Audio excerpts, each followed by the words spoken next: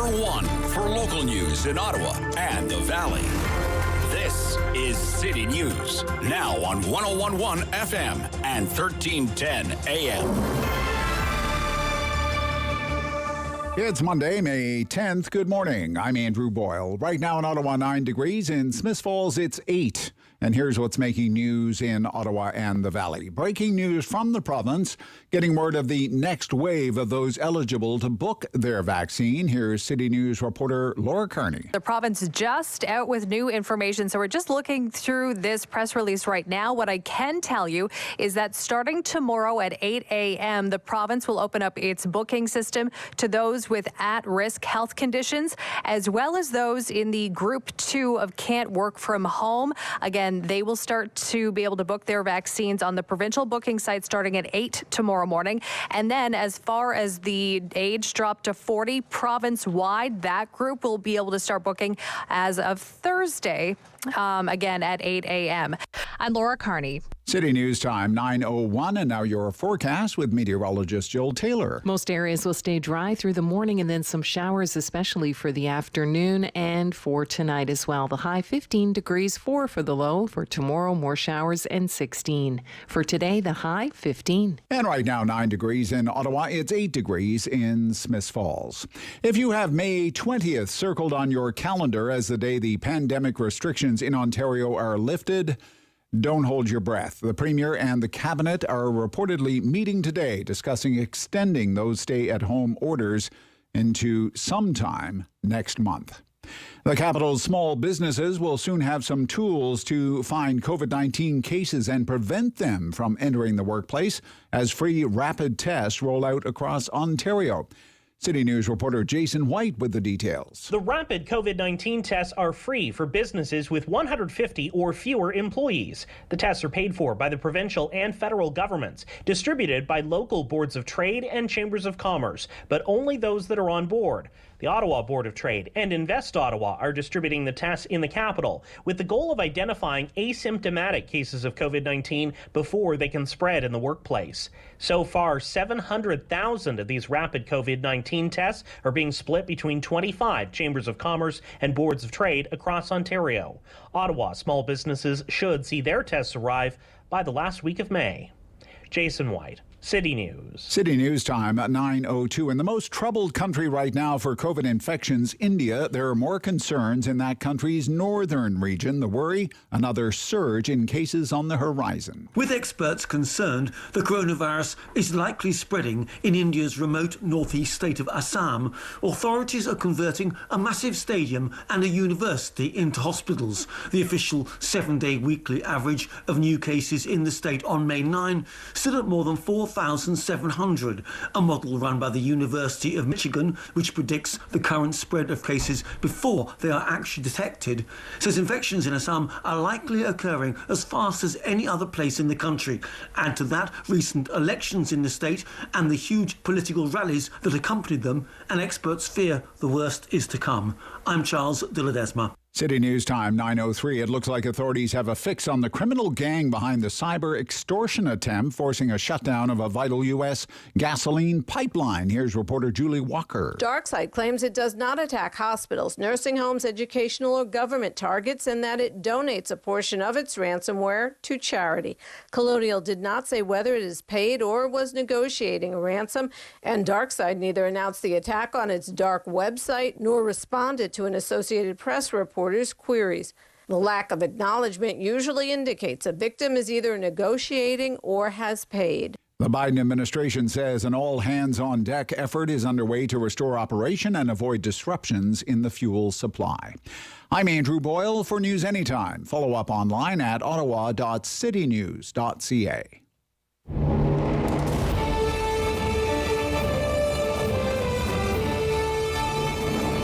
Good, bad, or complicated.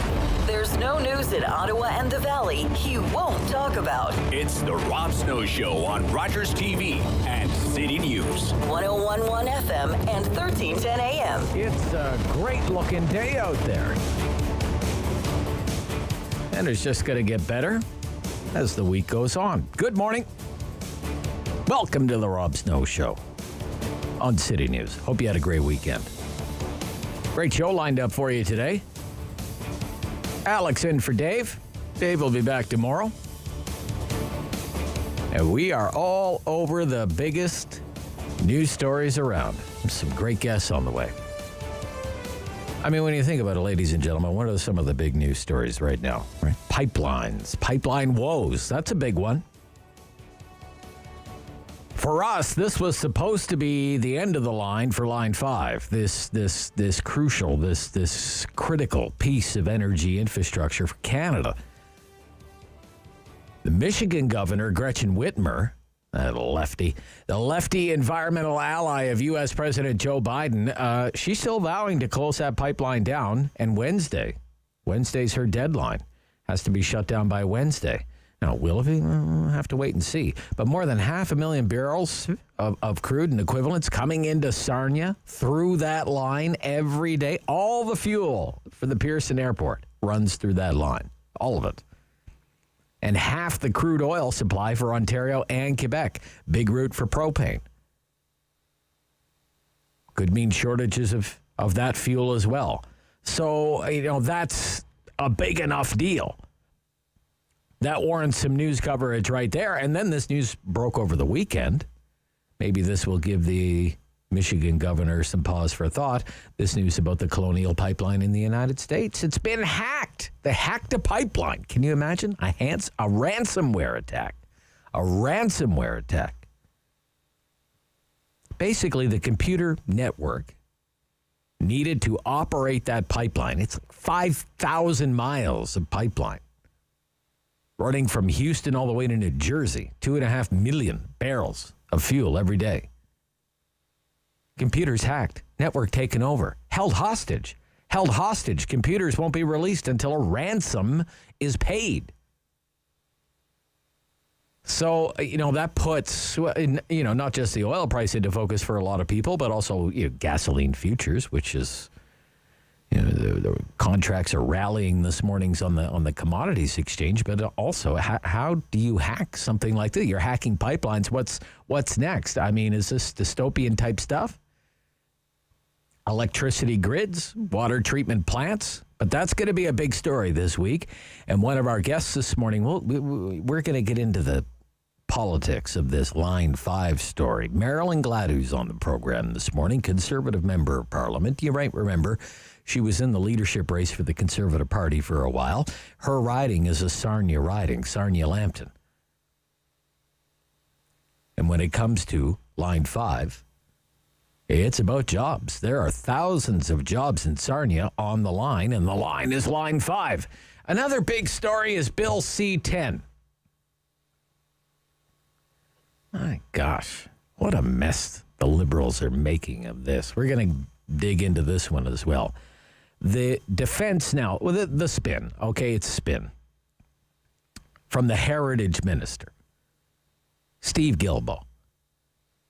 I mean, it just gets more bizarre as the days and weeks go by. To me, Liberals would do well to keep Mr. Guilbeault off some of these Sunday political talk shows.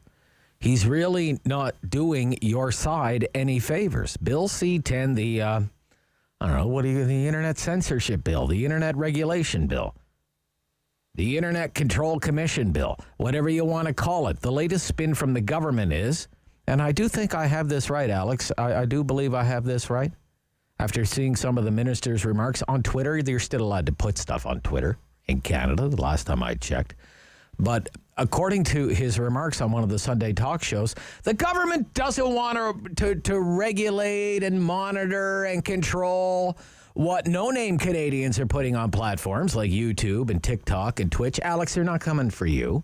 Okay, they're not coming from... I only have 6,000 Twitter followers. I am like a nobody. Okay? They're only going after people who have a lot of followers.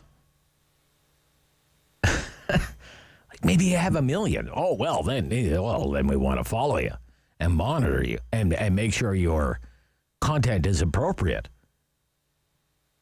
I do have this right. I'm hearing this right. I'm pretty sure I heard that right. If you're a nobody like me, okay, the government doesn't really care about me or you, okay? put up your cat videos. The government could care less, okay? Unless you make it big. Or your cat makes it big. Maybe the cat would be subject to internet regulation. Oh, then the government is going to come calling and make whatever it is that you are doing on the internet, make sure it is in line with whatever the marching orders end up being for the CRTC, because your cat may be a broadcaster, may qualify as a broadcaster. Make sure your cat is not too cute and that it's a Canadian cat doing Canadian content, telling Canadian cat stories. How many followers would be enough, Mr. Gilbo has asked. Oh, something like 1 million. Something like 1 million. Okay. So I have nothing to worry about. And most of you have nothing to worry about. I mean, these are just, basic fundamental freedoms at stake. Freedom of expression, belief and opinion, freedom of the press. Boy, that's a heck of a defense, isn't it? We're only interested in monitoring the social media activity of important, influential people. The rest of you, we could really care less. Bill C-10, to the scrap heap with it, I say. Yeah, we're into that story this morning. Senator Pamela Wallin joins me. Yeah, that's Senator Pamela Wallin. She has a lot to say about the bill, vows to fight it every step of the way. Good, someone is. What is another big news story? Patent protection for vaccines. I'm going to get into this with my friend Geoffrey Johnston this morning from the Kingston Whig-Standard and Dr. Harry G. Broadman, Berkeley Research Group. And he's skeptical of this move to suspend patent protection for the companies that developed COVID-19 vaccines. And to tell you the truth, so am I. But President Joe Biden supports this. So do some other world leaders. Macron in France, for example. Merkel, though, not in Germany, she's not in favor of this. As usual, the Liberals haven't made up their mind one way or the other. They're firmly on the fence. I have to tell you, my honest opinion is that I'm not enthralled with this idea. I'm really not. Suspending patent protection for COVID-19 vaccines. I'm not in favor of suspending patent protection for any novel therapeutic, for any new drug, ever.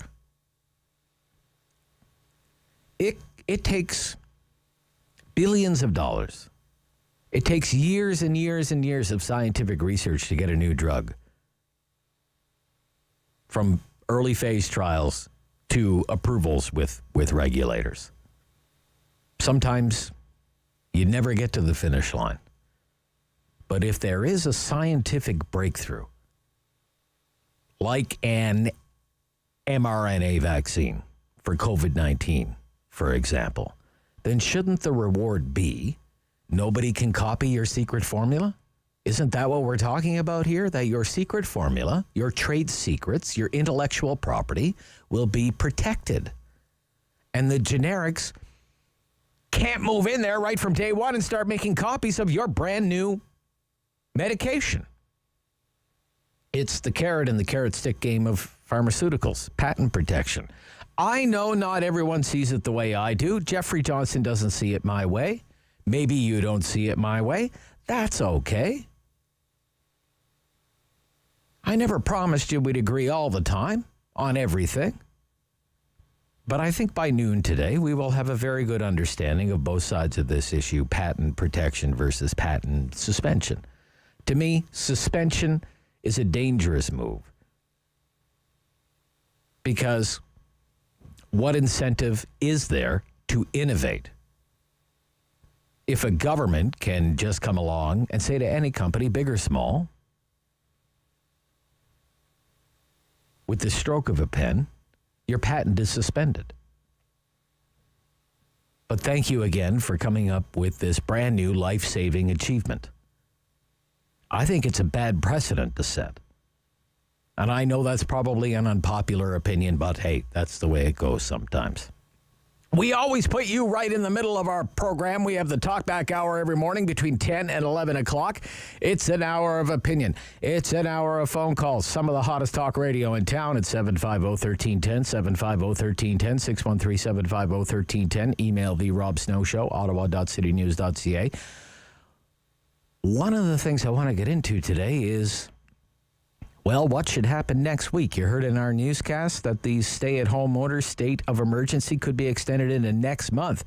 What about next week? I know some of you might be thinking, Rob, let's get through this week before we start thinking about next week, but I think we have to think about next week this week. Next week, Thursday, this lockdown that we've been living under for more than a month, this stay-at-home order, this third state of emergency is supposed to expire. It came into effect on the 7th of April, was supposed to remain in effect until May 20th. Today is May 10th. It could be extended into sometime next month. Sometime. What would you think if the government, the Ontario government, the Ford government, started loosening restrictions? That's one of the questions that I would like to put to you this morning during the Talkback Hour. What would you think? Is Ontario really in any position to start loosening restrictions, or is the third wave just too much to handle right now, with case counts too high, hospitalizations too many, not enough people vaccinated, so now's not the time? Or next week is not the time, better said. To think about easing lockdowns. Just want to know where you're at these days when it comes to lockdowns. The Citizen editorial on the weekend argued against easing any restrictions, said Doug Ford shouldn't even be thinking about that right now. Keep this lockdown in place for as long as it takes, is what the newspaper said this weekend. I want to know if you think that's the best course of action. 750-1310 Talkback Hour right after the 10 o'clock news. Away we go.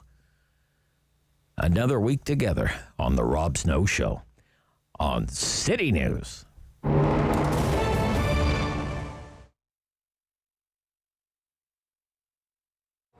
So the birth of absinthe was 2002, I think, 2003, and I was working at Urban Bistro, happily, where Allium is now. And then the space where Holland Cafe was came up. It's on the corner of Spencer and Holland. And I spoke to the landlord, and there's a lot of interest from a lot of other people, but he and I just, got along super well, and he put a lot of faith in me. So Carmen Turner is his name. He gave me the lease to the place and really pretty much gave me all the equipment in the place. So I was really lucky. I've been really lucky with landlords that way, actually, both my current landlord and Carmen Turner. Because if there hadn't been Carmen Turner, there wouldn't have been absinthe. So we were there for a few years and just sort of outgrew the place. And then now we're here. It's obviously been tough, and it's been tough for everyone. I mean, that's been the big democratic sweep of, like, in restaurants and the hospitality and the arts that we were talking about earlier. It's like everybody's been impacted pretty much the same. From everybody that I talked to, we're down 80%. We're climbing out now. I think one of the saddest things is like everybody, we went down to 2 employees from 25, and we're now at 4, and we're bringing 2 new people on this week, so we'll be at 6. So it's little steps. So it's been tough. It's I've got the most expensive clubhouse ever here, because some days you come and you don't do any business, but you're here. But I'm grateful for what I do have. I think everybody's optimistic now, not necessarily just about the vaccine, but about like the vaccine, spring, being able to be outside. I think you're going to see a lot of like pop-up things happen in parking lots and on sidewalks and like that, rather than being actually inside somebody's commerce. I think we'd like to take it outside. I know my staff would. My staff like the outdoors now all of a sudden, all 4 of us. 6 soon. But we'll be doing some business in the patio in the parking lot, and we have a patio out front. And I hope other restaurants and stores will do the same. I hope that they take advantage of like the sidewalk and doing sort of, guerrilla marketing and stuff like that, and really shaking it up a bit. You can find us at Absinthe Cafe at 1208 Wellington Street West in Hintonburg, and you can find us online at absinthecafe.ca.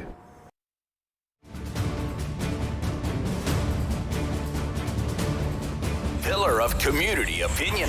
The Rob Snow Show returns On Rogers TV and City News. 101.1 FM And 1310 AM.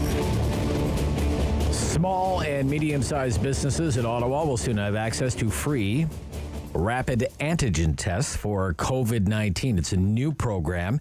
And to tell us more, Sueling Ching is here, CEO, Ottawa Board of Trade. Good morning. Good morning. Tell me a little bit about this program. So this is a program that was piloted by our colleagues in Kitchener, Waterloo, and Cambridge to work with both levels of government and the Ontario Chamber of Commerce to distribute the rapid screening tests to all businesses, and we have a focus on the small, medium enterprises. How many businesses could potentially benefit from something like this? Well, we are told that we have unlimited supply, so it's really about engaging the businesses to integrate this into their current strategies and protocols. How does the test work? So it's a very simple test. Okay. What we will be doing is giving each business 2 weeks supply. Okay. Their employees test a couple of times a week on their own. We do a short training video, and it looks like a long Q-tip, Rob, and it goes into a solution in a tube, and then they just put it 1 inch inside each nostril, and then wait for the test. I think it takes about 15 minutes. So if they have a presumptive positive or an inconclusive, then we ask them to leave the workplace immediately and get a PCR test. So this is not for any employees that are showing signs. It's not used to verify infection. It's just one extra strategy in a layer of strategies in order to identify. Primarily, the goal here is to identify asymptomatic carriers. Yeah, wow, you don't even feel sick, but you just tested positive here. You should really go get an official test, right? An official test. And so we're not saying this is like an official test, but what we do know is that 1/3 of all infections are asymptomatic, and 55% of confirmed cases caught it from an asymptomatic carrier. So we're just trying to address that part of the issue. Okay. And you expect it to be deployed for both employees and customers of businesses? No, this is for just for employees. This just is for the employees. businesses. Okay. Yeah, I'm glad to keep their employees as safe as possible, so that we can, contribute to curbing the spread and then keep businesses open. Gotcha. Okay.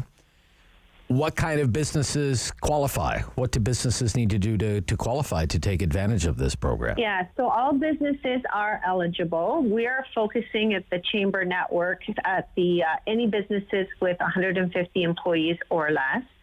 So we will have, we hope to be up and running by the last week of May. They will be able to book online. The training video will be accessible to them online.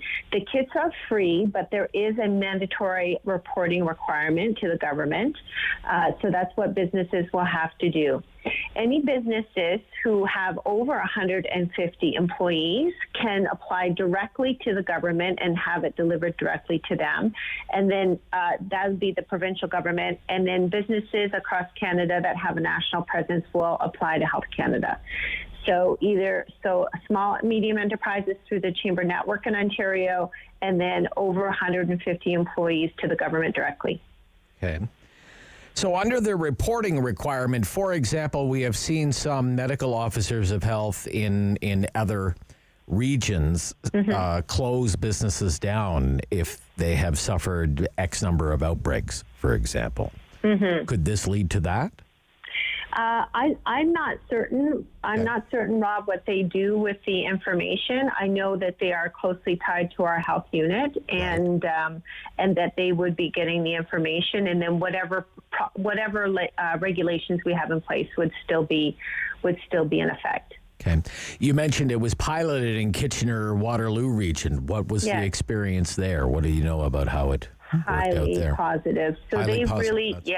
So they worked with their partners, Communitech, in that area, which would be the equivalent of our Invest Ottawa. And I want to mention that we're working closely with Invest Ottawa, and in fact, we're going to use their site as the distribution site. And so they have been working on it for a few months, a strategy, and then about, I think, 3 or 4 weeks ago now, they started doing this distribution site.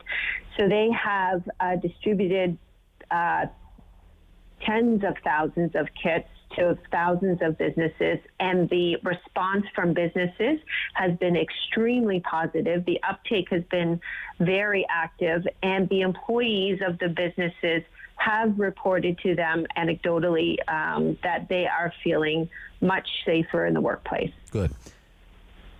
Should it have been done sooner? Well, that's the question I keep getting asked. Yeah. What's your answer? My answer is that, my answer is we have been advocating for extensive testing for some time, because we felt as though it was a strategy that would keep our businesses open. And so I think that it's very positive that we have been able to collaborate with the levels of government to support the business community in this way. And I hope that businesses feel supported and that they take advantage of it. So. All right. Okay. Yeah. So you're optimistic. You don't want to look in the rearview mirror. I guess you want to. We have them now, and let's use them and make the most of it. Right. Yeah. Yeah. Gotcha. Whatever the decisions were in the past, I can't say that I'm aware of. Yeah. I know that we've always supported rapid testing. The Canadian Chamber has been advocating for it for some time, and we put out a release earlier in the year. But yeah, let's move forward. And what we feel, we're planning to do this until the end of August. Or as needed. And the government has already said that they are flexible if it's needed longer.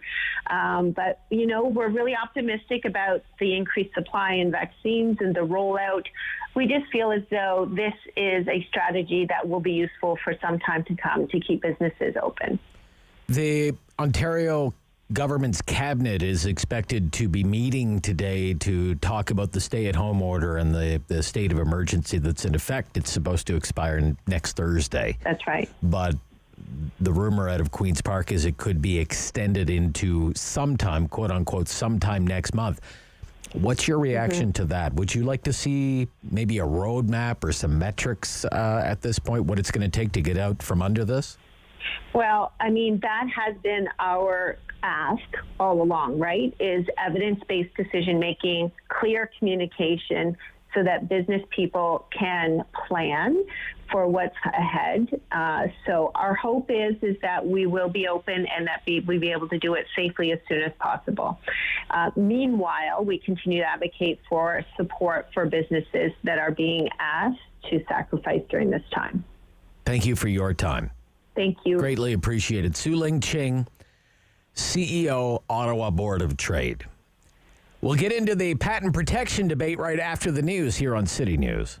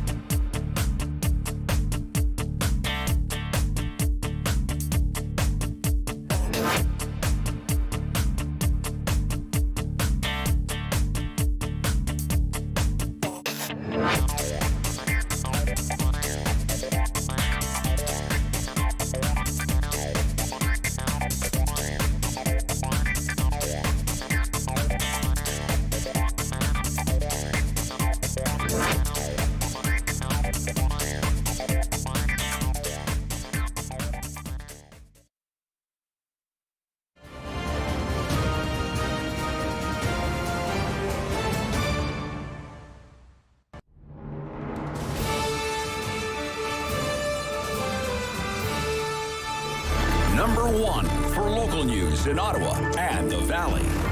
This is City News, now on 101.1 FM and 1310 AM. It's Monday, May 10th. Good morning. I'm Andrew Boyle. Right now in Ottawa, 10 degrees. In Smiths Falls, it's 9. And here's what's making news this hour. Vaccine eligibility expanding in Ontario as of tomorrow morning at 8 o'clock. The booking system will be open then to those with at-risk health conditions and those in Group 2 of essential workers who can't work from home. Then on Thursday morning at 8 o'clock, anyone over the age of 40 will be able to log into the provincial site to book their COVID-19 vaccine. Now, where do we stand on the lockdown in Ontario? Stay-at-home orders are set to expire a week from this coming Wednesday. The last time a restriction was lifted, there was a surge in COVID cases leading to Wave 3. The Cabinet is meeting today provincially with Premier Doug Ford to talk about extending this current lockdown into next month. It means the spring May 2-4 weekend may still be under stay-at-home orders. The Board of Trade in Ottawa says it has an unlimited supply of rapid tests for employers to give to their workers to make sure they're COVID-free before returning to work. Workers would test themselves if they are positive in a 15-minute test.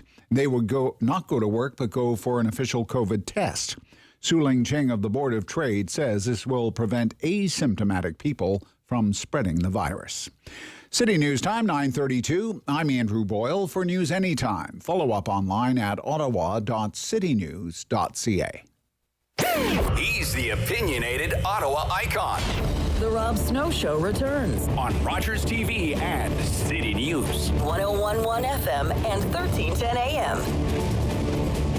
U.S. President Joe Biden said last week that he backs negotiations for a vaccine patent waiver. A number of other world leaders support him. So does the director of the World Trade Organization. But is it all it's cracked up to be? We're joined this morning by Dr. Harry G. Broadman, Chair in Emerging Markets, Berkeley Research Group. Good morning. Good morning. What do you think about the idea of an intellectual property patent waiver for COVID-19 vaccinations? It really depends on what the goal is.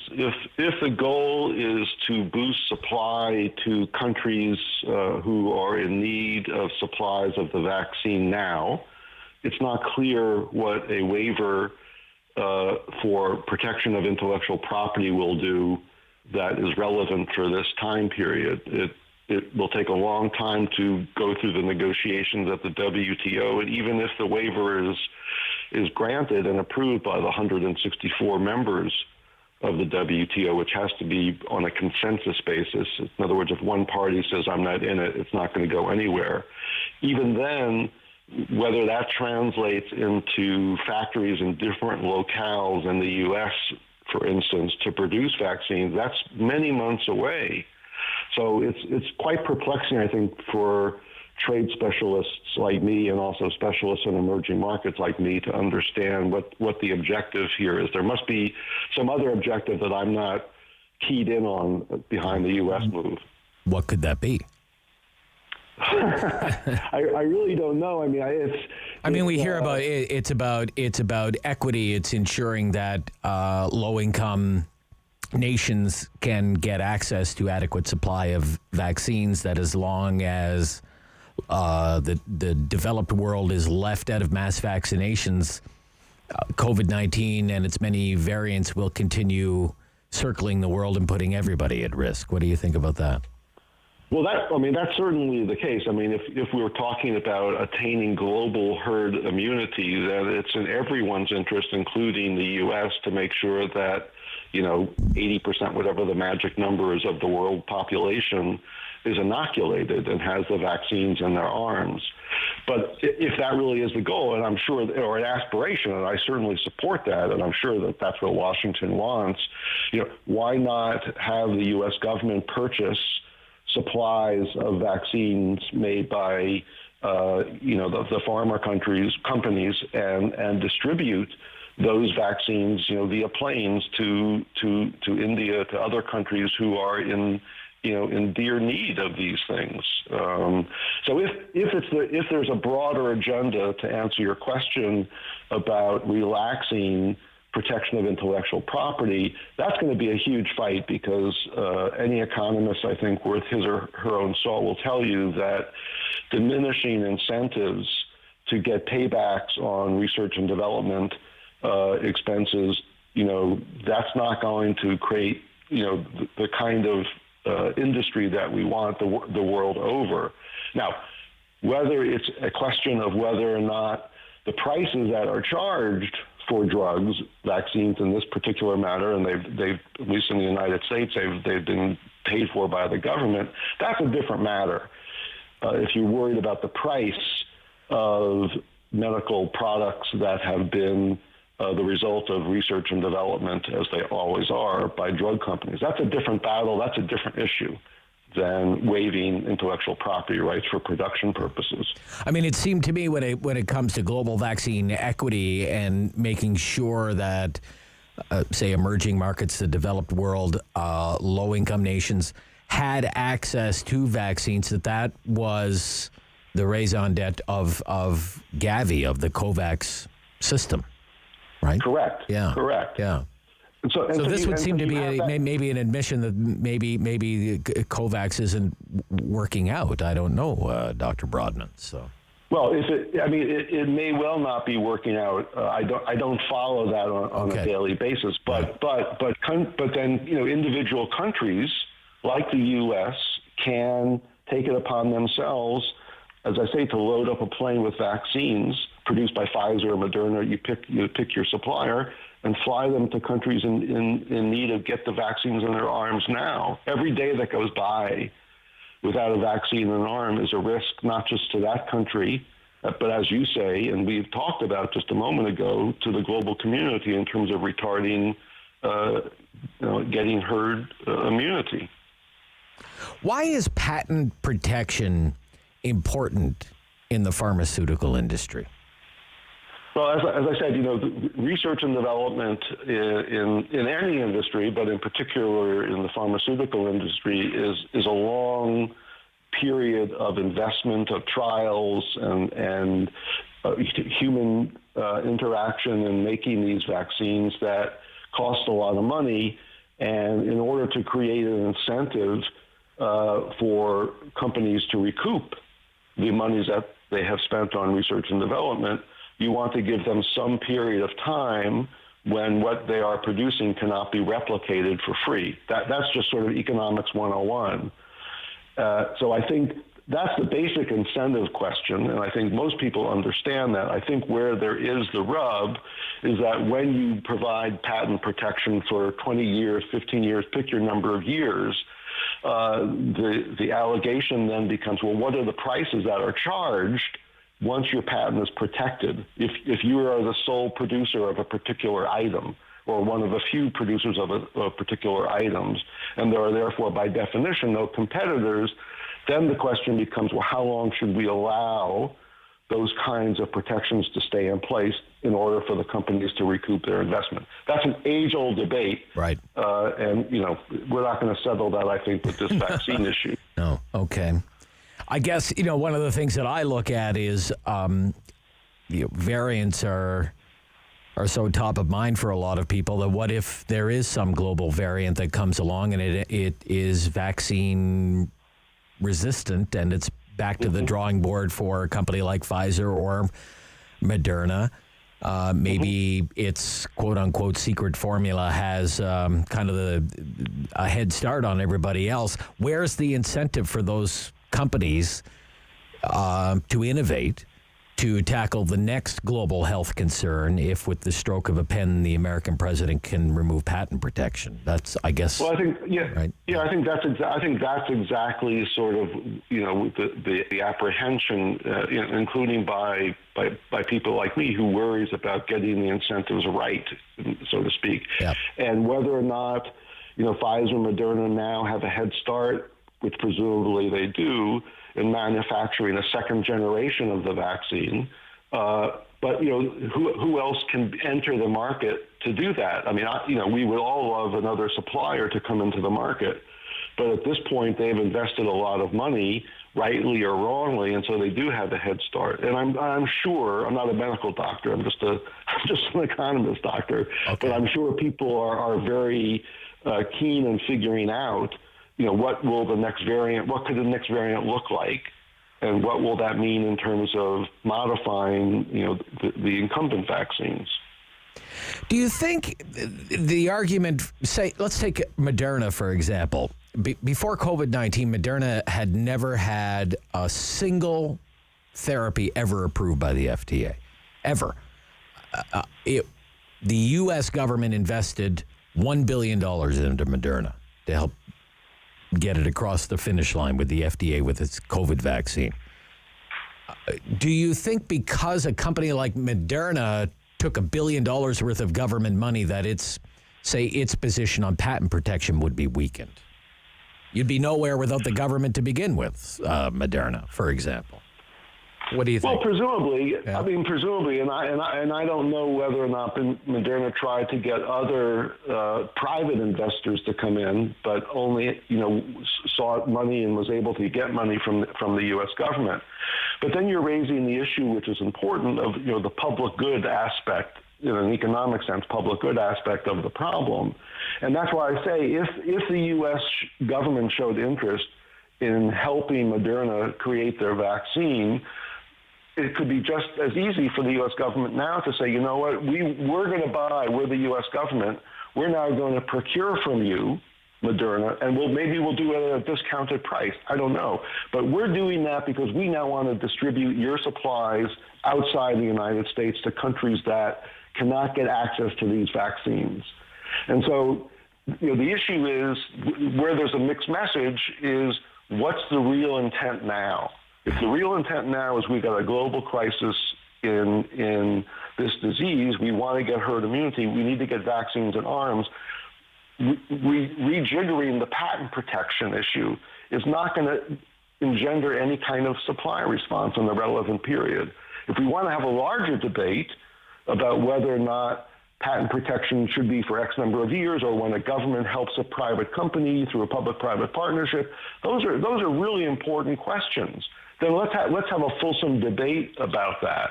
And I don't know the answer to it. It's a tricky question, lots of trade-offs. Yeah. But then let's be forthright about what the discussion's about. Not, we really need to help the Indians and the South Africans and other countries in need of getting vaccines in their arms. Yeah, I wonder if this is really a magic bullet for supply as well.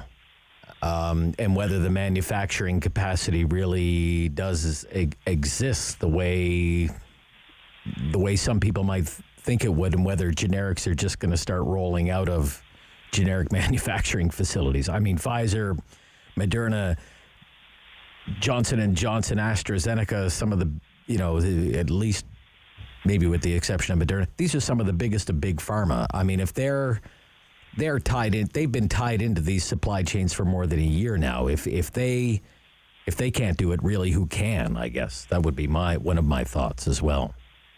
Right, and I think that's probably an accurate statement. So, but then in the name of public policy and public health, whether it's the U.S. government, whether it's the United Nations, whether it's Bill Gates, pick whoever your supplier is to ramp up supply. Let's tackle that now. Right. Okay. Right. Yeah. That's the issue, it seems to me. Excellent.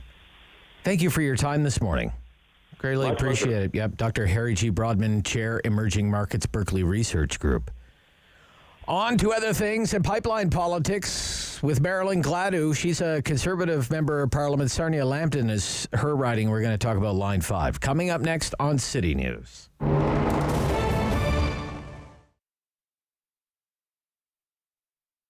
I always knew I was going to own my own business, and I've always wanted to have a store. And I sort of figured when the right concept came together at the right time, I would move forward with that plan. And so through doing some environmental initiatives in the restaurant group that I was with prior to opening this store, it just triggered my path towards being more environmentally conscientious and wanting to make more of a difference. and hopefully encouraging, inspiring other people to want to do the same, at which point the idea for All Eco was born. I have some really fun products. I have a really wide spectrum of products. So the things we look for in terms of qualifying products are sustainably made, upcycled, recycled, zero waste, all natural, no harmful chemicals to like the environment or to our bodies. We have like fun stuff, so like really clean burning candles, lots of really natural body care and skin care. I put a real emphasis on Canadian products. I really try to support up and comers, and I always source Canada first. The refill bar is really important to me. It's really huge. I think that's been exciting as well, because I thought it was going to be a real process in convincing people that this is a better way to go. And actually it was just like right away there was a built-in affinity towards doing refill, which has been great. We closed, I think, probably we were closed down by before the second week of March. Just didn't feel we could comfortably or confidently stay open, even though I do sell essential products, like in terms of the cleaning.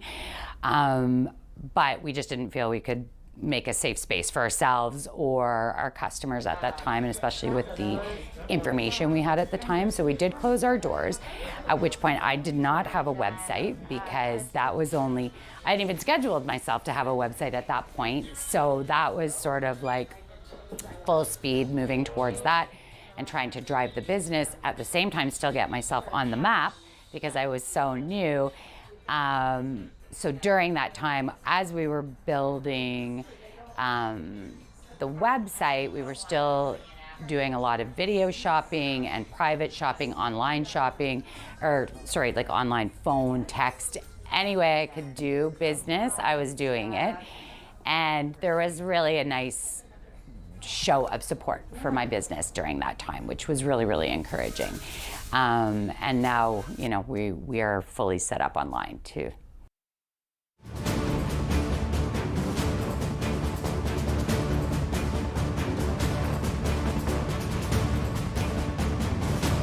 Rob Snow Show returns on Rogers TV and City News. 101.1 FM and 1310 AM. Let's talk about Line 5. This critical piece of pipeline infrastructure for Canada. Back in November, Governor of Michigan, Gretchen Whitmer, signed an executive order to shut Line 5 down. And it gave Enbridge, the pipeline operator, until May 12th of 2021 to do so. Well, May 12th is the day after tomorrow. So what is going to happen to this pipeline, and what should happen? Marilyn Gladu joins me this morning, Conservative MP, the riding Sarnia-Lambton. Good morning. Good morning, Rob. How are you? I'm okay. How are you? It's going to be an interesting week, I think. Yeah. What are you hearing? What do you know? Well, what I know is the courts had ordered mediation between Governor Whitmer and Enbridge, and that mediation is coming to an end this week. At the same time, the legal briefs of support are due in the court case tomorrow. And so we've called on the Government of Canada to submit a brief of support in light of the fact that, 50,000 jobs on both sides of the border are at risk, not to mention our critical supply for our energy security here in Canada and our economic security, to be fair. Okay. What's the buzz on the ground for your constituents, for people who rely on this pipeline for their livelihoods? Well, in my riding, it's existential for us. Up to 23,000 jobs could be impacted if Line 5 goes down, not to mention the farmers who heat their barns and dry their grains, heat their greenhouses. And so I think anybody in Ontario and Quebec, even Alberta, is going to be impacted if the line goes down. Now, I don't think anyone believes the line is going to go down this week, even though Governor Whitmer has ordered that. The judge was clear she's going to wait until the mediation is finished. She's reviewed the briefs before she renders a decision about whether this should be heard at state or federal court level, and I think it'll end up at federal court level. And Enbridge has been clear they're not intending to shut that line down until it's been fully heard. What are some of the options if that did happen? Well, there are not any really good alternatives. If you had to do 2,000 trucks a day and 800 rail cars a day, if you could even find those rail cars and trucks, I mean, because there's a shortage of those, then you're talking about more emissions. We know that that is a less safe way to transfer, and you might have more barges coming down to Sarnia on the St. Clair River and then down the canal system. So all of these things have equal potential for, worse environmental outcomes. And I think the right answer is this $500 million tunnel project that Enbridge is planning to put in place, that the state of Michigan has approved 2 permits for. Oh, okay. This idea that you're afraid about the pipe being exposed. We'll put it in a tunnel for you because it's twinned, right, under the straits. It's twinned, right? And it'll be underneath the bedrock then, so that there won't be any risk to the river anymore. And I think that's a solution that would work for everyone. And obviously, Governor Whitmer had the state of Michigan approved 2 of these permits. So hopefully she recognizes that long-term for the hand of Michigan, where 30% of the people have their home heated by propane that comes down that line, and all the jet fuel for the Detroit airport. So I think maybe she's recognizing that there needs to be a different solution. What have you thought of the Trudeau government's handling of this file? The Natural Resources Minister, for example, says it's non-negotiable. It has to keep operating. It's non-negotiable, and he said he's, quote, watching it like a hawk. What do you think about how the government's doing here? I mean, obviously, I've been having meetings myself with Seamus O'Regan, the Natural Resources Minister, and multiple other levels of government. And I think we need a Team Canada approach, but the government's being very silent about what specific actions they're taking. And, of course, I've been calling on them to say, hey, where is this amicus curiae brief of support that you need to submit? I mean, it has to be submitted by tomorrow at the end of day, and why is it waiting till the last minute, I guess? Amicus curiae being what? What is that? This is just a legal term. Basically, in the court case, Enbridge has the ability to bring 4 parties of support, and so the government of Canada would be one, all the chambers of commerce would be another, the trade unions that are all in support of Line 5, a number of things like that. And the same on the other side, they have the chance to bring 4 opposition ones. And so 14 Democratic states have signed on to one brief.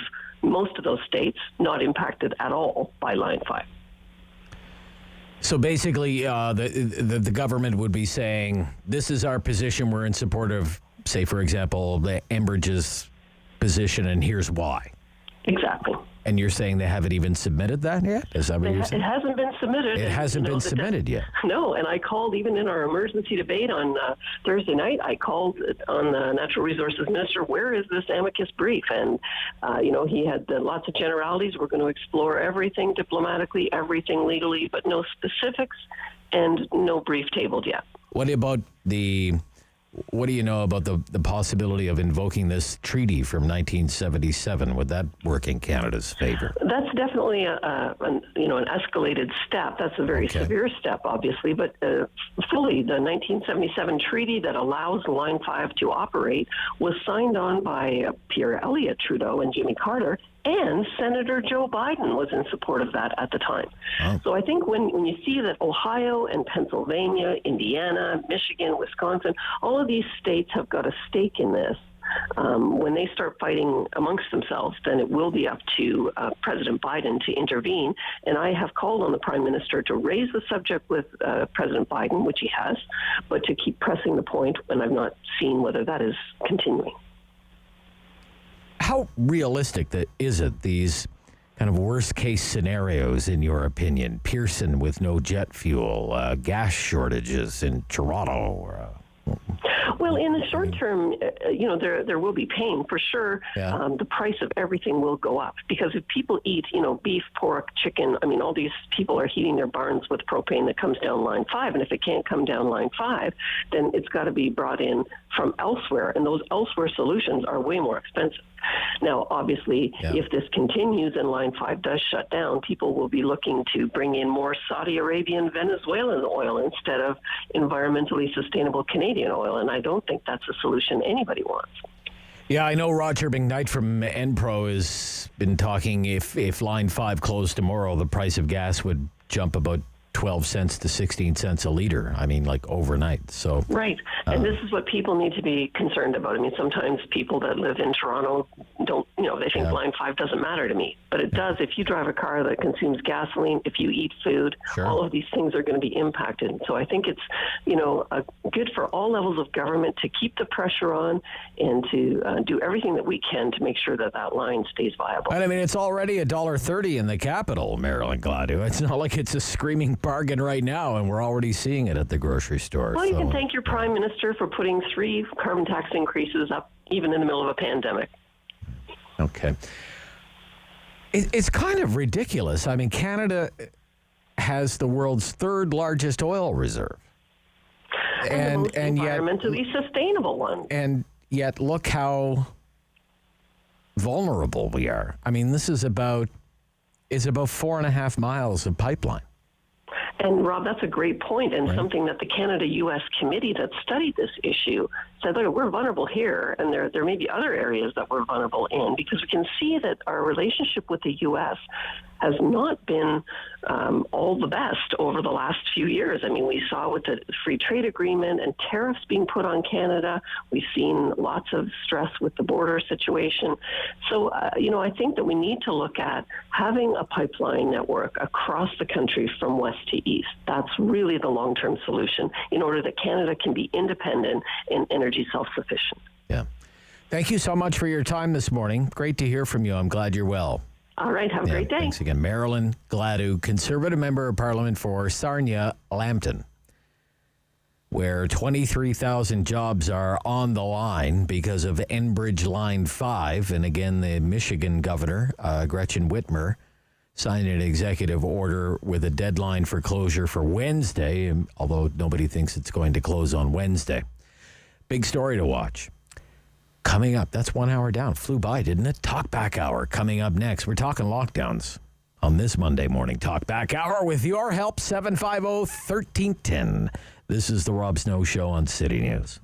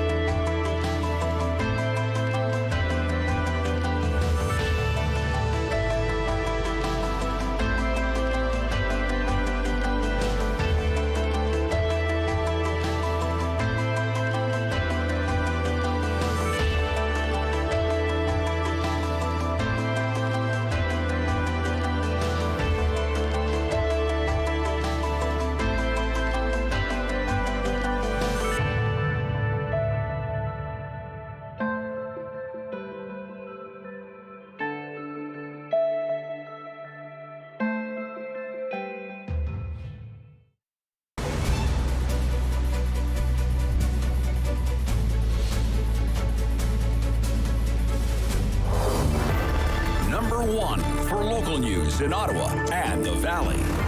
This is City News, now on 101.1 FM and 1310 AM.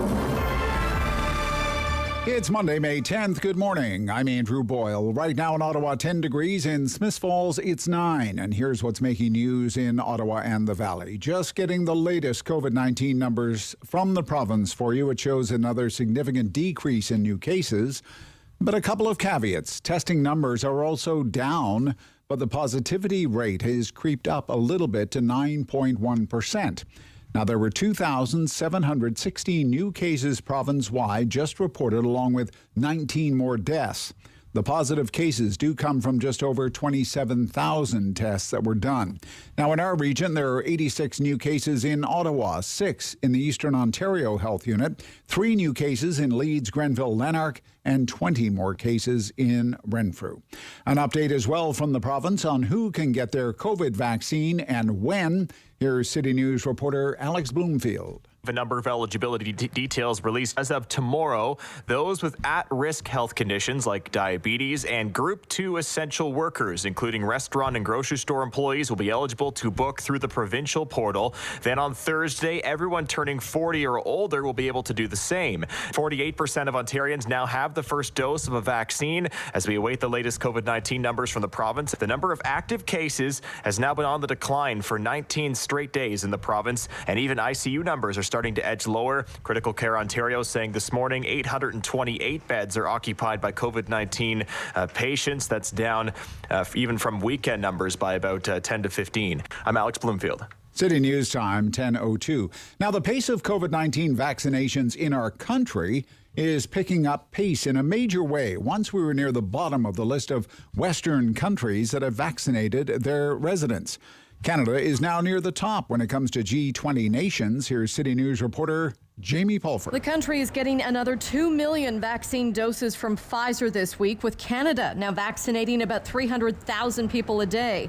Nearly 40% of the population has had at least one dose, getting closer to that 75% mark, where Chief Medical Officer of Health, Dr. Teresa Tam, says we have to hit to have a summer with fewer public health measures. These models give us hope, illustrating that there is a safe way to lift most restrictive public health measures like certain workplace and business closures by this summer if enough people get vaccinated. And we're seeing vaccination success in other parts of the world. New cases in the U.S. dropping to the lowest point since the end of September. Almost half of Americans are partially vaccinated. Dropping cases in the U.K., where more than a third of the adult population is now fully vaccinated, announcing big reopening plans starting next week. I'm Jamie Pulfer. City News Time at 10:03. Keep in mind, Hogsback Swing Bridge is closed to traffic. That'll happen all week this week. The bridge remaining closed for final testing and preventative work as they get ready for the start of the Rideau Canal navigation season. Now with your forecast, here's meteorologist Jill Taylor. Most areas will stay dry through the morning and then some showers, especially for the afternoon and for tonight as well. The high 15 degrees, 4 for the low. For tomorrow, more showers and 16. For today, the high 15. And right now in Ottawa, 10 degrees. In Smiths Falls, it's 9. And just how much money are these companies making that have produced vaccines? Shares in German pharmaceutical company BioNTech jumped this morning, reporting a first quarter net profit $1.6 billion. That's even more significant when you look at the loss from the same quarter last year of $78 million. BioNTech revenue surged due to the success of the COVID-19 vaccine. I'm Andrew Boyle for News Anytime. Follow up online at ottawa.citynews.ca. Talk back. Hello. On the Rob Snow Show. The phone lines are open at 613-750-1310. Now, the Rob Snow Show continues.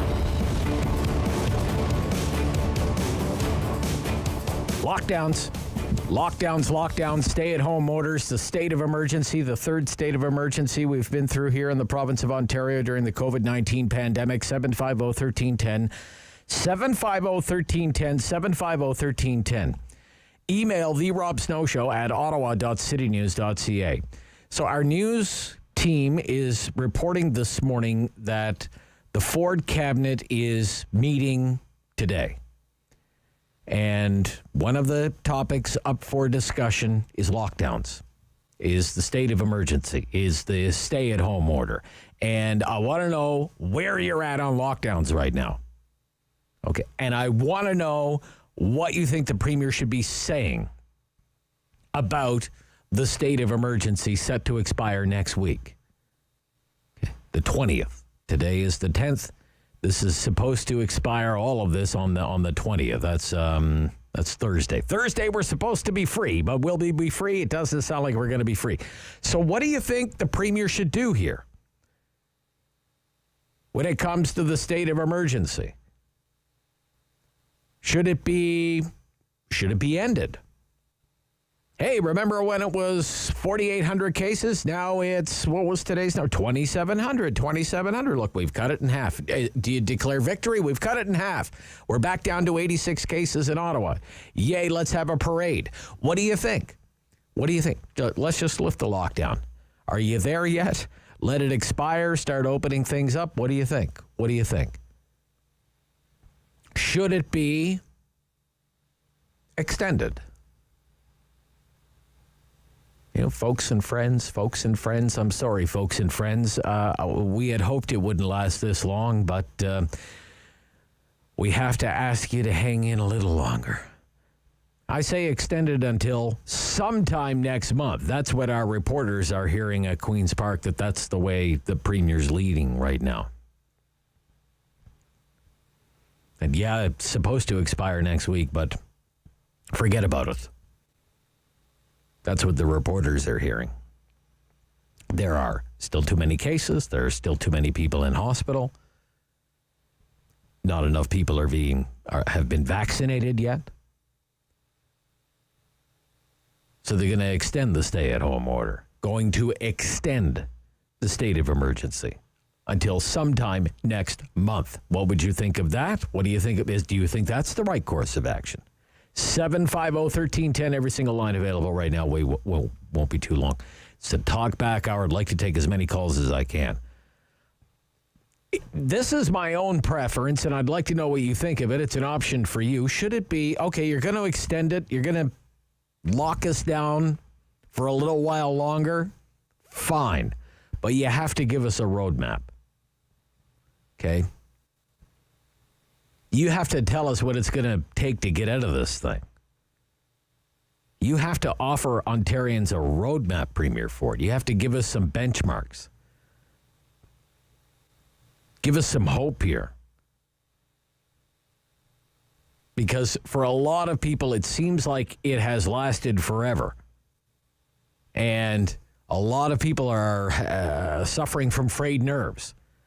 And they don't want this to last forever. And it already feels like it's lasted forever. So you have to give us some goals here. What are we striving for here? If 2,700 is not a good number, what's a good number? Is it 1,000? It used to be 1,000. You used to be opening things up when we hit 1,000. You used to say 200. Is it 200? Do cases even matter, or is it about the number of people in hospital? Is it the number of people who are vaccinated, for example? Whatever.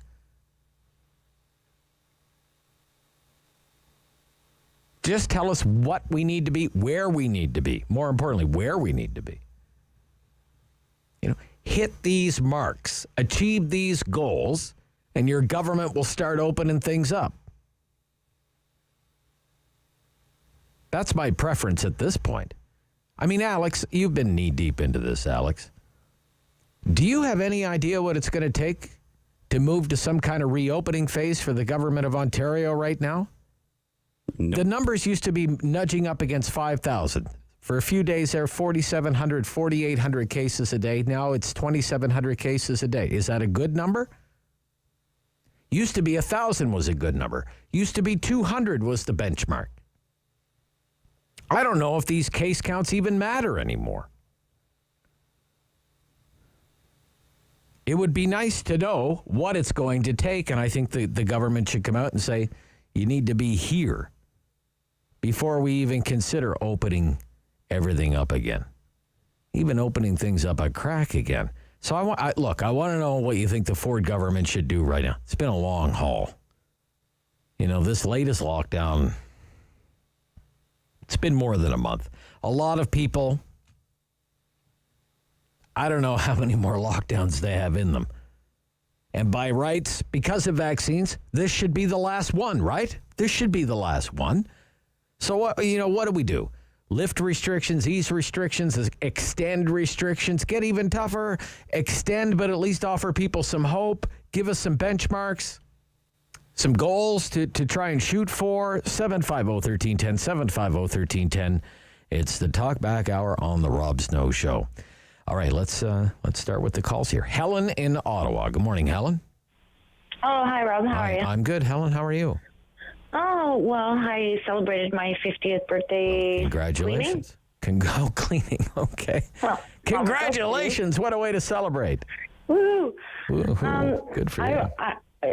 I really, really hope that Lecce and the Ford government says something very, very soon about the kids going back to school, because I see my 16-year-old and my 13-and-a-half-year-old really struggling with the online right now, and that there's nothing open for them, no soccer fields, no basketball, no tennis, nothing.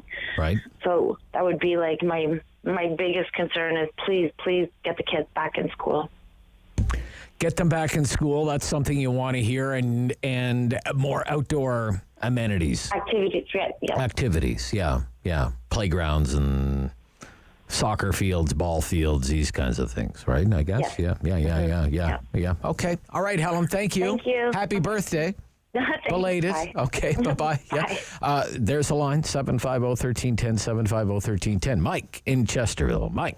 Hey, good morning, Rob. Good morning, sir. I like Doug Ford. Yeah. I'm reminded of, much brighter mind than mine who stated that whenever someone that you don't know comes to your door and is there to help you, you should flee. Okay, all right. And I think that the people working in healthcare, this has got to be, the Super Bowl for them, because there's a lot of attention on pandemic people who are invisible the rest of the time. And they're getting a lot of spotlight. Right. What we're not getting is any understanding out there that there's 10% of the population that are just starving to death. They've closed businesses. They've lost everything already.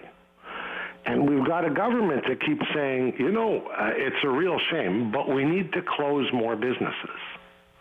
Because every day that the province shuts business down, right, business still has to pay. Yeah. There's still money coming out of the bank account, and there's $0 coming in. Yeah. And for a lot of people out there who think, well, it's a few dollars here and a few dollars there, if you have a mid-size restaurant, it's costing you $20,000 to $30,000 a month to keep it closed. Yeah, to keep it closed. Yeah. Keep it closed. Right. Yeah. People are going, oh, well, yeah, but these are rich people. No, these are people who've sunk everything they have into 1, 2, 3 little businesses. And the idea that the nice weather's coming out, and this is Canada, it's a very short window that people are going to want to stay inside. You can do that when it's snowing. You can do that when it's raining. But when it's 85 degrees and sunny with a nice little breeze out there, it's not going to go over well, Rob.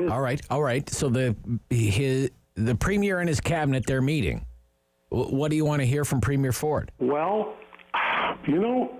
if I agree with you or I disagree with you, I like consistency. Okay. And if they said this is going to be over in 2 weeks, and they decide that, well, no, we've had more recommendations from people who have no skin in the game, who are not losing a dime by shutting it down, no. Your word is your word, Rob, and if you tell me it's going to be a week or 4 weeks... You told me it was going to be over May 20th.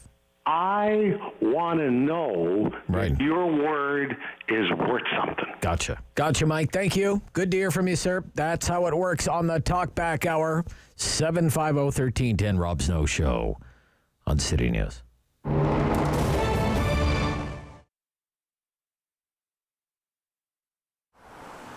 It's a space that needs to be lived in. It's a space that people, have to have an experience of more than just art on the walls. I think, yes, the art on the walls is fun, and it's fun to walk around and see all the beautiful things, and the way Dominic and Edith have curated the gallery is certainly something worth seeing. But coming by and asking questions, again, to Dominic's point of view is, interrupt him, ask questions. I'm here on most of the days too. We have Luce that comes in, Nancy that comes in. So yeah, we have quite a few opportunities for people to come in and see the process, and of course ask a few questions. It's a great space. Basically, the one event that we did do, is the jazz shows, the jazz and blues shows. And I think the weird thing to let you know is that the acoustics in here are really amazing. I think that was the first thing that blew me away when we started doing shows, or when I was helping out with the shows. The other part of the business too is we do rent it out for special occasions too. So a few weddings, birthday parties, product launches, that kind of thing. So they're also a lot of fun. We do have one artist that's from the States, but of the 30 odd artists, the rest are from either Quebec, Ontario, and one beautiful woman from BC. It's definitely part of the philosophy to maintain and canvas and show the beauty that we have in our backyard. You have the very, very strong personalities in Edith and Dominic, of course. It's wonderful to see how that actually balances out in the rest of the gallery.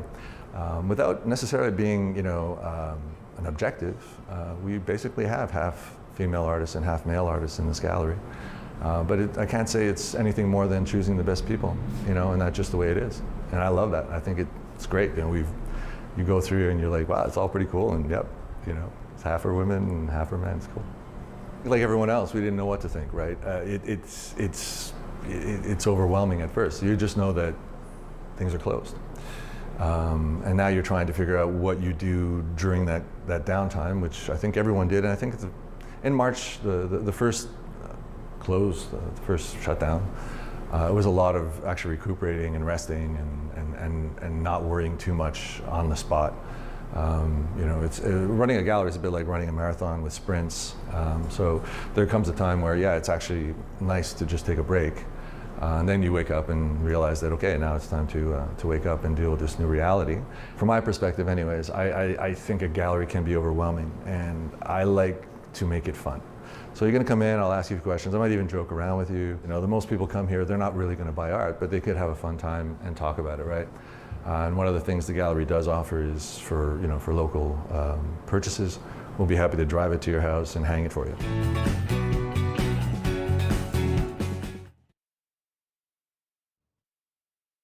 On the Rob Snow Show. Have your say and call now. 613-750-1310. The number of cases reported for the last 24 hours, 2,716 for Ontario. 86 for Ottawa, 3 for Leeds, 6 in the Eastern Ontario Health Unit, like Cornwall area, Hawkesbury, United Counties, 20 in Renfrew. Wow. That's a lot for Renfrew County.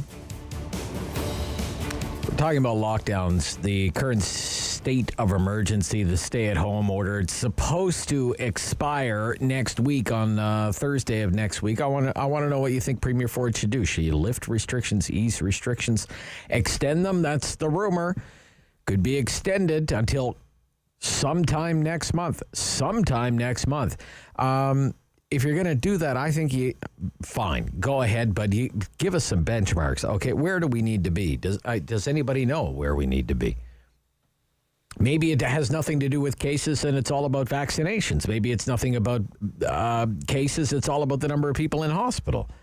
Just give us a sense of where things need to be. And I think, for the most part, people will be cooperative. But I want to hear from you. 750-1310, 750-1310 here on the Talkback Hour. Ottawa South. Mark. Good morning, Mark. I would support a continuation of the lockdown if they modified it. Okay, how so? Oh. And made it the same as the first 2 lockdowns. There's a difference this time that has gone largely unnoticed by the media. It has to do with the list of what's considered non-essential items that stores like Dollarama and Giant Tiger can't sell you. For instance, they can sell you a carton of milk. They can't sell you a glass to drink it in. They can sell you a box of cornflakes. They can't sell you a bowl to eat it with. However, they can sell you a doggy bowl. If you can't, all right. Got a hole in your socks, you need new socks. Giant Tiger can't sell you a pair of socks if you walk in the store. However, they can sell you toenail polish and mascara and lipstick. Right. And the stores can sell you a steak to eat. They can't sell you a knife and a fork to eat it with, and some of them a frying pan to cook it with. Initially, when this new lockdown came in, the list of prohibited supplies included such things as school supplies. At a time when all the children are home from school and studying at home, and they're not getting supplies in class, and parents have to get them, school supplies initially were on the list of prohibited lists. That's been changed now. However, office supplies remain on the list of prohibited items, and in an age of computer learning, office supplies and school supplies are almost indistinguishable. Yeah, they're more or less the same thing, right? You need a computer mouse, you need ribbons, if they would just do away with that nonsense, because it wasn't there during the first two lockdowns. Okay. And this has created a problem and a lot of complications that are quite arbitrary. I'd like to know how they drew up this list. For the retailers that are forced to shut down, they can be compensated by being given a break on their taxes, on their annual tax bills for the 2021 taxation year. But that's, I say, I don't mind if they extend the lockdown as long as they change it and make it like the last one is. Okay. Thank you, Mark. Thank you. Yep. Good call there. Yep. You sell you a quart of milk, but can't sell you the glass to drink it in. Sell you the box of cereal, but not a bowl to eat it in, unless it's a doggy bowl. Your doggy's okay. Good points. Didn't really think of that. Vince. Good morning, Vince. Good morning, Bob. Hi, Vince. Well, what do you think Doug Ford should do? Ooh, there's a cabinet meeting. Wow. Hold your breath. I'm not going to be holding my breath, because the thing's going to end up being a dog breakfast, just like it's been a dog breakfast from the beginning. Okay. These guys can't walk and chew gum at the same time. People have been telling them what their hardships are. They've been telling them what things don't make sense. And yes, they have a deaf ear. We decided this, or we decided that, and that's the way it is. Was their approach? I can say right now, whatever they come up with, it's still going to be a political decision, not a science-based one or a practical one. And as far as I'm concerned, this could continue to be a dog's breakfast. What I would like to see is some kind of decent lockdown where businesses are not hurt. That's all I want to see. And if it happens to be till the first day of summer, well, that's as late as I would go anyway. I wouldn't go any later than that. Okay. Thank you, Vince. Thank you. Not a lot of confidence there from Vince. Not a big fan of Doug Ford by the sounds of things. South Keys. Dan. Good morning. Dan, you're on City News. Good morning, sir. What do you think Doug Ford should do with the lockdown? First of all, I'd like to pay you a compliment. You are one of my favorite guys on radio. Well, I thank you so much. Very kind of you. Yeah, and you know what? I go from one station at 9 o'clock to 1310 News. All right. So that's City News. 1011 FM. Okay, on the FM. Yeah. So just a quick comment. Yeah. I had my shot on Sunday. Good for you. At the Nepean Sportsplex. Yeah. And I got to tell you, I was just unbelievably, what's the word? They were so organized. That's good. You were impressed. Yeah. Good. Yeah, I was impressed. Yeah. Good. And but the only thing is, people say this. I'm tired. I don't know if it's the vaccine or what. Oh, really? Okay. Yeah. My wife said the same thing. She got her shot, I think, about a week ago, and that's exactly what she felt like. She was very tired. So, anyways, there's a shout out to those guys at Nepean Sportsplex, doing a fantastic job. Yes, they are. I've heard that repeatedly. Yeah. So, now, what do you think Doug Ford should do with this lockdown? I think it should be at least extended till the end of the month. I know 20th is coming around, but, we've gone through this ups and downs with these lockdowns, and I think maybe we should just extend it and get rid of this stuff. Get rid of it once and for all, you're saying. Make it the last lockdown. Yeah, well, okay. more and more people are getting vaccinated now, so I think the trend is to go down. But let's play it safe. I know I'm still vulnerable for the next 2 weeks. But yeah, just extend it and get rid of this crap. You know? All right, Dan. Thank you. Okay. Yep. Thanks. Yep. And I'm glad to hear you got your shot, and I'm glad to hear it went well. I've heard nothing but rave reviews about how things are going at the Nepean Sportsplex vaccination clinic. That's a testament to Mr. DeMonte and his team. Mitch in Ottawa. Mitch. Hey, how are you doing? I'm good. Mitch, you're on City News. What do you think Ford should do with the lockdown next week? I think enough is enough. Enough is enough. Okay. Yeah. I think nothing's really worked in the past, and they keep extending it because now there's a new variant out. There's new things going out. It's never going to end if he keeps doing what he's doing. I mean, we have a population 10 times less than what the U.S., and they're already half vaccinated. I mean, it's getting to be a nightmare. I've been working from home for 13 months. For the government. I'm also a part-time fitness trainer, and I don't know if you're aware, but there's also gyms in Ottawa that are secretly still open. And if you have a doctor's note or something, they'll let you in. Oh, okay. There's other ways to go around this, and I think whatever they're doing, and Doug Ford's going to say, hello, my friends. I know that you're going to be, blah, blah, blah. It's just not working, and I think that we need a better solution, and it's not working. Not working, need a better solution. Okay. Yes. All right, exactly. Mitch. Thank you. Okay. Thank you. Yeah. I'm hearing it from all sides so far in this first half hour of the Talkback Hour. In fact, that's halftime. Marvin, you hang in there, buddy. We have 3 lines available as well. We're talking about lockdowns. Okay, the Ford government put this province under this latest form of lockdown more than a month ago now. April 7th is May 10th. It's supposed to expire on the 20th in 10 days' time. What do you think should happen 10 days from now with the stay-at-home order? Here on the Rob Snow Show on City News.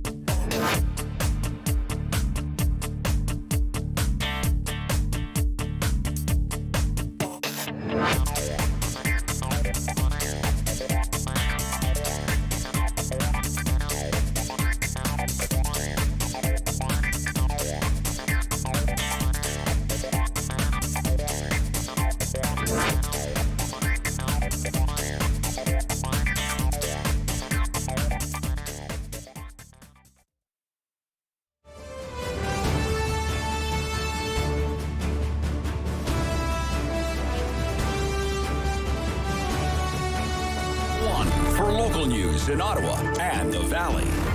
This is City News, now on 101.1 FM and 1310 AM.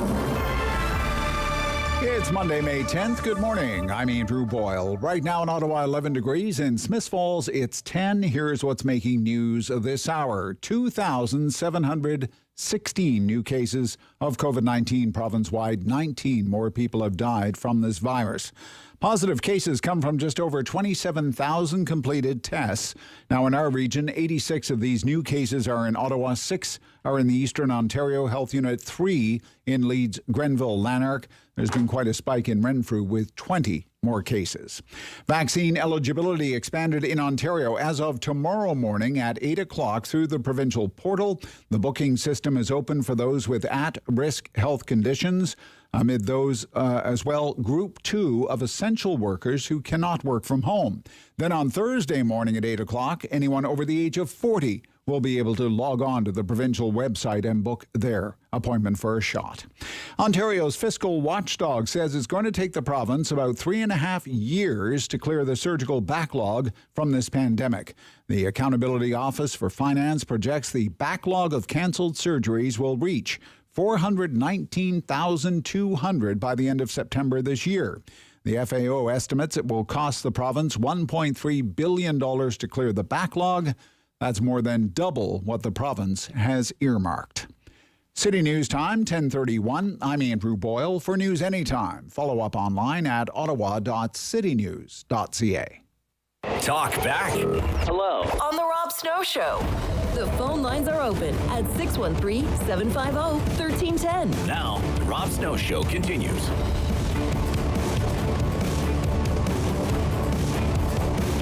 Lockdown.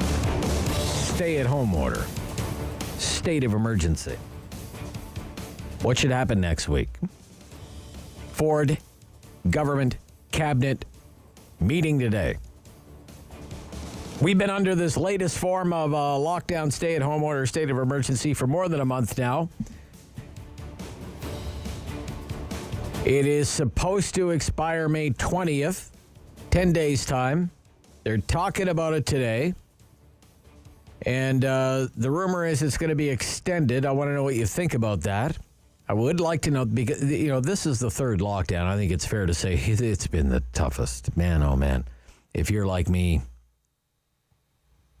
I didn't think we'd be here, honest to goodness. I think you may have been thinking the worst of this would have been behind us by now. And it's easy to feel envious. I have very much reopening envy, vaccine envy, whatever you want to call it. It's difficult to watch the news and see, cities in the United States, places in the UK, they're getting closer and closer to normal. Broadway shows, you can buy a ticket to a Broadway show, for crying out loud. New York City, people back to enjoying their lives. And, we're in Ontario and we're still stuck in a lockdown. So what do you think? What does your gut feeling tell you? What does your brain say? What should happen next week? Are we really in any kind of position to begin easing restrictions? Should the government even consider it? Or is the state of the pandemic in this province, is it just still too severe? Talkback hour, 750-1310, 750-1310, 613-750-1310. Marvin, good morning, Marvin. Morning. Yes, good morning, Marvin. What do you think Doug Ford should do about this latest lockdown? Actually, it's Armand, A-R-M-A-N-D. Oh, Armand. Sorry, Armand. Yeah. Yep. That's okay. Yep. Well, I think enough is enough. First of all, okay. We should now start opening things. Schools, number one. And if there's a problem in a school, close a school down. Don't close all the schools down. Deal with the one problem, all right? Now, summer's coming. Well, if we lock down for 2 weeks, we've been in some Junes super hot. What's going to happen to the people that don't have air conditioning and are stuck in their apartments? They'll all want to get out. So we should have outdoor activities with common sense. Okay. That's the thing, the common sense thing. People should understand we don't want to do this again. And you know what? It's not the end of it. It's going to happen again anyway. You sort of see that. So, and as far as restaurants are concerned, hey, I've just patio dining to start. Stores, limit the people going into the stores, doing whatever they want to do. Outdoor activities like camping, not camping in provincial parks, but if you own a site or rent a site, you should be allowed to go to your site, providing, again, you do the same rules as home. Just take it easy, stay away from people, mind your own business. So with that being said, hey, what else can we do? I don't want to be stuck in another 2 weeks and the temperature goes up to 20 and 30. There's no air conditioning. What am I going to do? Sit in the house and bake? No, I'm going out. Okay. All right. Okay, Marvin, thank you. Thank you. Yeah, he's supportive of some easing of restrictions. Smart easing of restrictions is what he says. The question period's underway in the Ontario legislature this morning. If we could join that, Alex. You have that, Alex? Let's listen to this. Well, Speaker, the minister's notebook was obtained by the Commission, and one of the notes that was found therein was written by the minister on April 17th, 2020. And she wrote, and I quote, "Military plan needed. Get them in within 24 to 48 hours." So that was on April 17th. It took 12 whole days for the Canadian Armed Forces to arrive at Hawthorne Place. And in fact, it wasn't until early June that they showed up at Orchard Villa. So my question is, when did the Minister of Long-Term Care learn that Ontario seniors living in long-term care were dying of neglect and dehydration? Government House Leader. Thank you, Speaker. And yes, obviously we're very grateful for the work that the Canadian Armed Forces did in assisting us. It's one of a whole series of measures that the government took during the first wave, Mr. Speaker. As you know, it was a very challenging time. We are, of course, engaged with the Chief Coroner. As members would expect, all deaths in long-term care homes will be reviewed by the Chief Coroner. Once we seek that additional documentation, Mr. Speaker, we will be taking action. Thank you. Okay. The next question, Leader of the Opposition. So much, Speaker. Thank you, Alex. The Leader of the Opposition, Andrea Horwath, is seizing upon a front-page story in the Globe and Mail this morning by journalist Karen Howlett. This one right here. Patients died from neglect in long-term care homes. Patients died not from COVID-19, from neglect. Neglect. And the question is, and it's a question being asked repeatedly now, was it criminal neglect, criminal negligence? Patients died from neglect in long-term care homes, not from COVID-19. Military reports find many residents of 2 Ontario nursing homes died of malnutrition, dehydration, rather than COVID-19. This is what the opposition is picking up on today. Dozens of residents in 2 Ontario nursing homes, hard hit by the coronavirus, died not from COVID-19, but from dehydration and neglect. The Canadian military says in reports obtained by the Globe and Mail, the documents contain new details about the deplorable conditions in 2 Toronto homes before the forces stepped in last year, revealing for the first time that causes other than COVID-19 hastened the deaths of residents as outbreaks spiraled out of control and staffing collapsed. And the homes are Downsview Long-Term Care Centre and Hawthorne Place Care Centre. At Downsview, 26 died from dehydration before a military team arrived. Dehydration, not COVID. Died from dehydration. In Canada, one of the wealthiest countries in the world, 26 people died from dehydration in a long-term care home.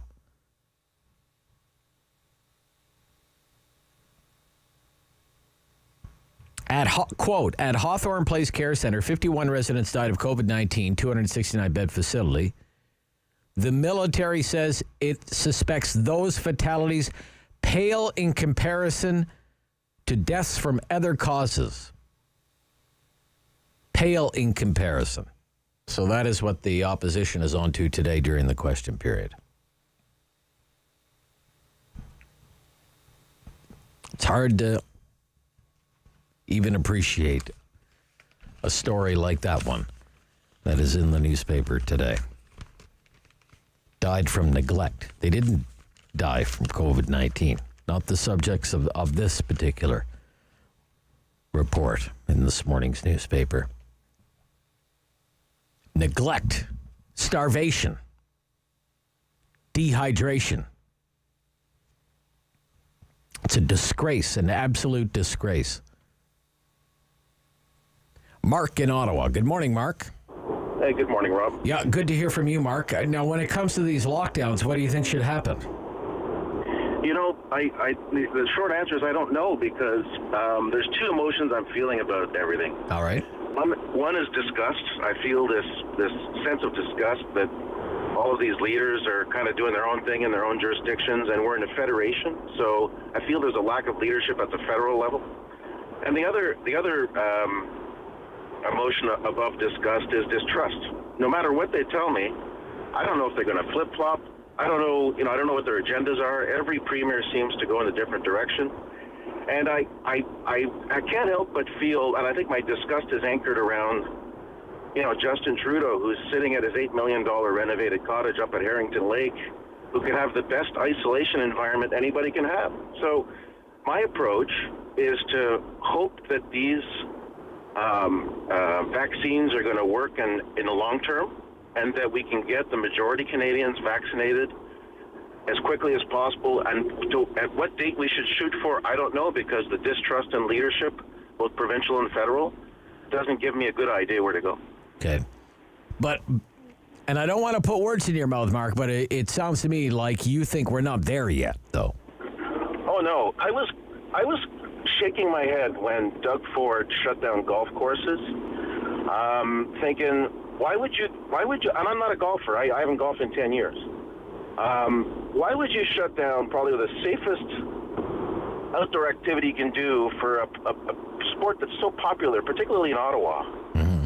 It just doesn't make any sense. And I think his decision, my guess is, because it's, is that his decisions are based on trying to look like a statesman and look like he's really looking after Ontarians, as opposed to common sense. Yeah. Thank you for your call, Mark. Thank you. Good to hear from you. Bill, Ottawa. Good morning, Bill. You're on City News. What do you think Doug Ford should do with these lockdowns, Bill? I think there's either one or two things that he has to do. All right. One, open it up if Trudeau don't close the borders. Okay. Or keep it shut down and just let things go. Just let things go. What do you mean? The way we're going right now, Rob, is that the borders are wide open, and we proved this with the UK variant. We proved it with the Brazilian, and now with the Indian variant. And as long as these borders stay open, right, we're going into a wave 4 and a wave 5 because it's just totally out of control. You think the borders are too loose? Oh, absolutely. Yeah. Okay. All right. Absolutely. Tighten things up at the airports, tighten things up. Yeah, the American land border crossing, for example. It's absolutely terrible. And, and I'm surprised by, it's just Ford screaming at Trudeau. I think every province in this country should be screaming at Trudeau. Well, they're screaming at each other. Well, exactly. Even the medical field, I just find it very frustrating. Right. Like, businesses are going to be shut down again for another couple of weeks. You can guarantee that. It's going to be very unfortunate, but it is what it is, and there's nothing we can do about it. But, unless Trudeau shuts these borders down, this is going to continue on. All right, Bill. Okay. Thank you. Again, I come back to it. According to a recent report from Post Media, the number one sourced airport for infections it wasn't the airport in Delhi, for example. It's the airport in Calgary. It's people getting on airplanes in Calgary and going to other cities. Yeah. Maybe we should ban flights from Calgary. Marie. Good morning, Marie. Good morning, Rob. Hi, Marie. What do you think Ford should do? I think we should leave it shut for now. We just got over Mother's Day. I think the long weekend coming up, I think we should get through that first. We're on a downward trend right now, and I think we should leave it for a little bit, at least a couple of more weeks. And sounds like that's what they're going to do. We saw what happened before. Yeah, it sounds like that. What happened before. So that's what I think that's what I think he should do. And I don't think to this before me caller there, I don't think Trudeau has any intentions of closing the borders. And but as you just said, we have some problems in Canada as well. So they have to work on that as well. But no, leave them closed for now. We've gone this far. A couple of more weeks, it's not going to hurt us. Okay. So. No, it's hard. Very difficult. It is hard. Yeah. Won't hurt us any more than we're already hurting here. When you're alone, especially, I feel sorry for all my friends out there like me, lost their husband or whatever, and it's sad. It's hard. It's hard, very hard, but we do it. We do it. So that's all we can do. All right, Marie. Thank you. Thanks, Rob. Thank you. Yep. 750-1310. Final quarter coming up of the Talkback Hour here on the Rob Snow Show. Talking lockdowns this morning on City News.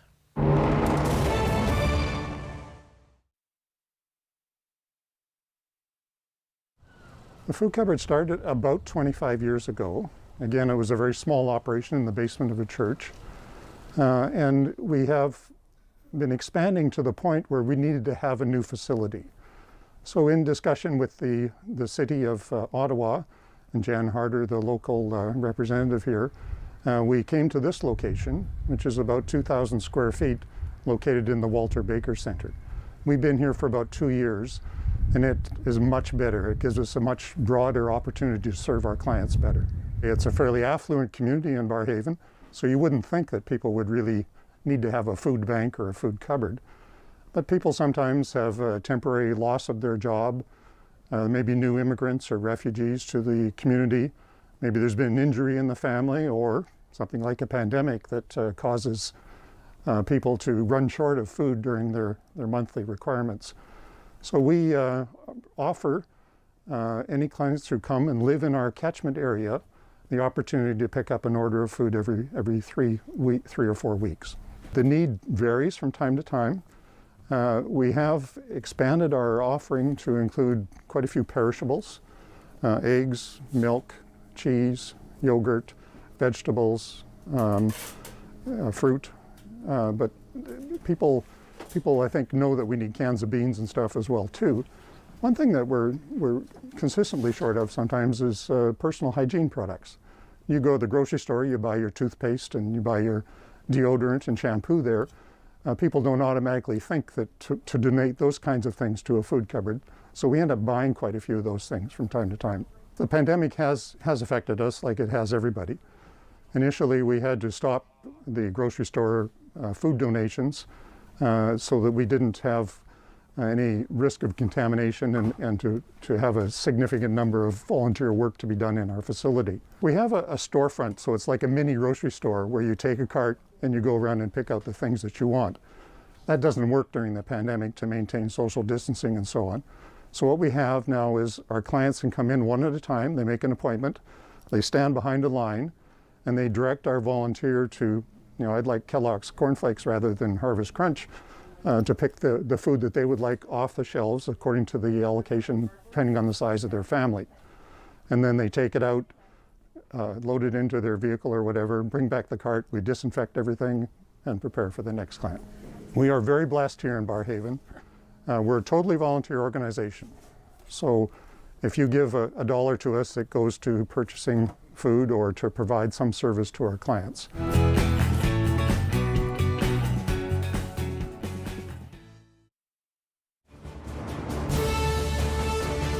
On the Rob Snow Show. Have your say and call now. 613-750-1310. Lockdowns, stay-at-home orders, states of emergency.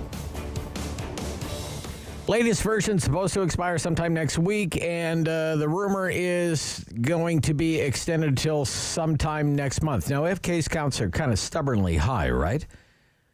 We look at a good number. A good number is anything below 3,000. So today, I guess that'd be a good number, 2,716. I mean, there was a time, and it wasn't even that long ago, 3,000 cases would have been horrifying and almost unthinkable. For a while there, we had case counts between 4,000 and 5,000 a day. But they have come down, okay? On the day the third state of emergency was declared, which was, again, April 7th. The number of cases reported province-wide was 3,200. Yesterday's cases, about 3,200. Today, 2,700. But it was in the interim that there was a big jump in cases. The number of cases didn't start moving down until about the 19th of April because these things have a lag time to them, right? We've been on this roller coaster enough times to know this by now. April 14th, 4,700 cases. April 15th, 4,800 cases. So from the middle of April to today, we have case counts that are down 35, 40%. But we're really just back to where things were when the latest restrictions came into effect. It would be nice to think, but maybe it's just a dream. It would be nice to think we could get back to the sort of daily case counts that we were seeing in August of last year, August 2020. There were days when the total number of cases was less than 80 for the entire province. And I remember thinking, you know what? We've beaten this. It's over. One case in Ottawa. You remember, Alex? It'd be days, one case reported in Ottawa. Now we look 86. That's a great number for Ottawa. All things in perspective. Chris, you're on City News. Good morning, Chris. What should happen with these lockdowns, do you think? I think, we're looking at a fourth wave if they don't stop international travel from coming in. Okay. We've got all the variants. Yeah. It all takes is one to just spread it. Okay. And, we're if they don't stop the international travel, then we're into a fourth wave. Okay. Should we stop the travel from should we stop the travel from Calgary too, sir? That's the number one source airport for infections, right? Okay. From somewhere. Okay. All right. Okay. Yeah. Flying from Calgary to Halifax, flying from Calgary to Toronto, flying from Calgary to Montreal. Yeah. Yeah. It's spreading. Okay. And it's a federal responsibility. Okay. That along. Well, I mean restrictions on outdoor activities, indoor activities, what kinds of businesses can be open, what kind of businesses can be closed, schools open, closed. That's Doug Ford's decision, sir. Yeah, it is. Okay, but it's also the international travel is right. the federal decision. Okay. And, so in light of it's pretty. You're very good at playing the deflection game this morning here, Chris. Okay, Doug Ford has a decision to make. He put us into lockdown. Right? Yes. More than a month ago. It's supposed to expire next week. Should he extend it? Well, he's looking at another fourth wave. So you would say he should extend it then, right? Yeah. Yep. All right, then. That's all I want to know. Thank you. Brian, Carleton Place. Brian. Yes. Good morning, Rob. Yes, sir. If you give me just about 30 seconds here. Give you 30 seconds. Without cutting me off. Okay. Why? What do you have planned for the next 30 seconds, Brian? This lockdown is not going to end. Right. Emergency shutdown of our country is not going to end until everybody is vaccinated.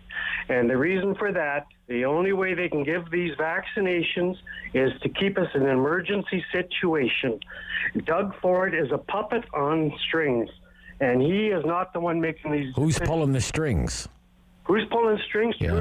Trudeau. For one. Okay. Every major leader in any level of government is all involved in this. It's a part of the world reset that they're trying to do. Oh, the Great Reset. Yes. Yes. Yeah, you give Mr. Trudeau way too much credit. Yeah. If you think Trudeau is some kind of puppet master, sir, you are giving him way too much credit. Do you think Mr. Trudeau or anyone surrounding him, for that matter, are anywhere near that bright? Albert in Brockville. Good morning, Albert. Let's put Albert on the line. Is it Albert? Yes, it is. Yeah, Albert. There we go. Yeah. What should happen with the lockdowns, sir? What I think of the lockdown? Yeah. Oh, do you want to know the words I want to say about that? Anyway, I went to go to Quebec a couple of weeks ago, and they turned me back because I'm in Ontario. Quebec can come to Ontario. Yeah. And also, how they know every day. Why were you going to Quebec? I wanted to do some shopping. Right. Okay. And well, what could you shop for in Quebec that you couldn't get in Brockville? I just want to go to Quebec. I haven't been there for years. Okay. All right. How they know every day it's 6,000 or 1,000 people. The day's not even over yet. Yeah.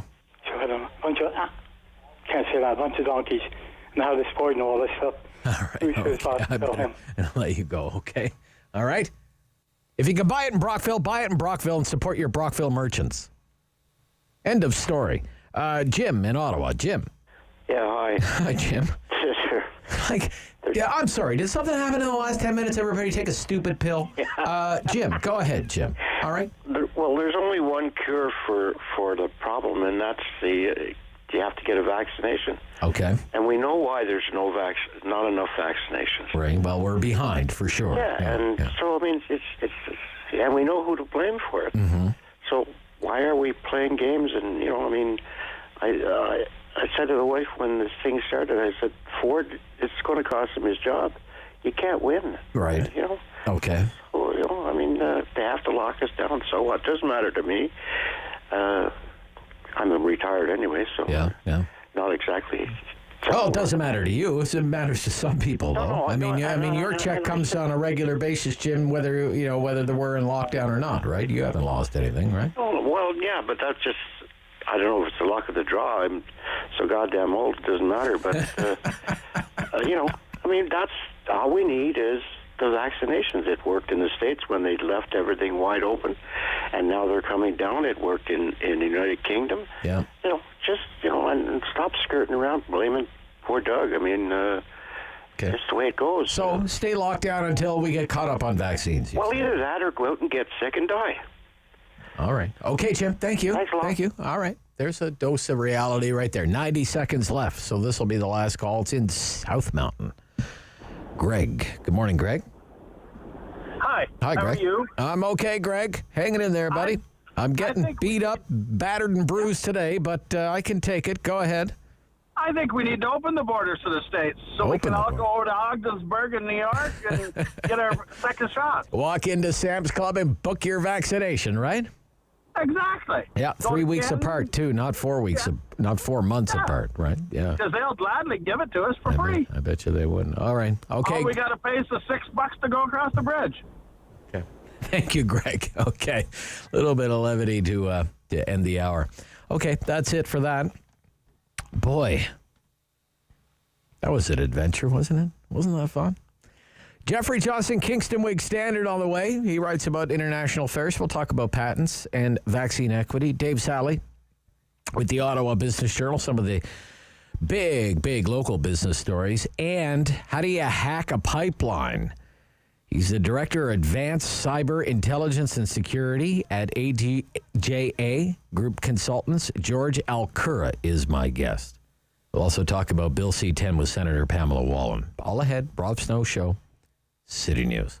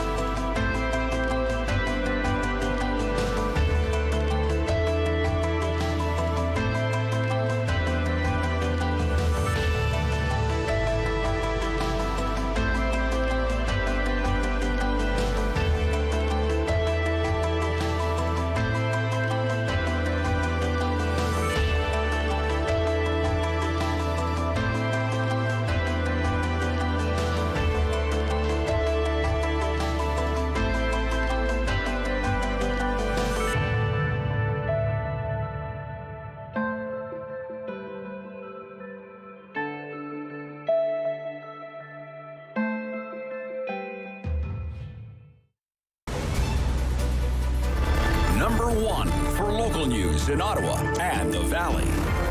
This is City News, now on 101.1 FM and 1310 AM. It's Monday, May 10th. Good morning. I'm Andrew Boyle. Right now in Ottawa, 12 degrees. In Smiths Falls, 11. Here's what's making news in Ottawa and the Valley. Latest COVID-19 numbers from the province show 86 more cases in Ottawa, 6 more in the Eastern Ontario Health Unit, 3 more in Leeds, Grenville, Lanark. There's been a spike of 20 cases in Renfrew.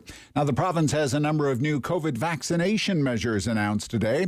With the details on provincial case numbers and vaccine eligibility, here's City News reporter Alex Bloomfield. Let's start with the numbers. 2,716 new COVID-19 infections, the lowest number in 6 weeks in this province, but only a little over 27,000 completed tests. That's the lowest testing number since mid-February. So test positivity remains high at 9.1%, down slightly week over week, though. There were 19 more COVID-related deaths, and Critical Care Ontario says 828 COVID patients occupy ICU beds. That continues a slow downward trend.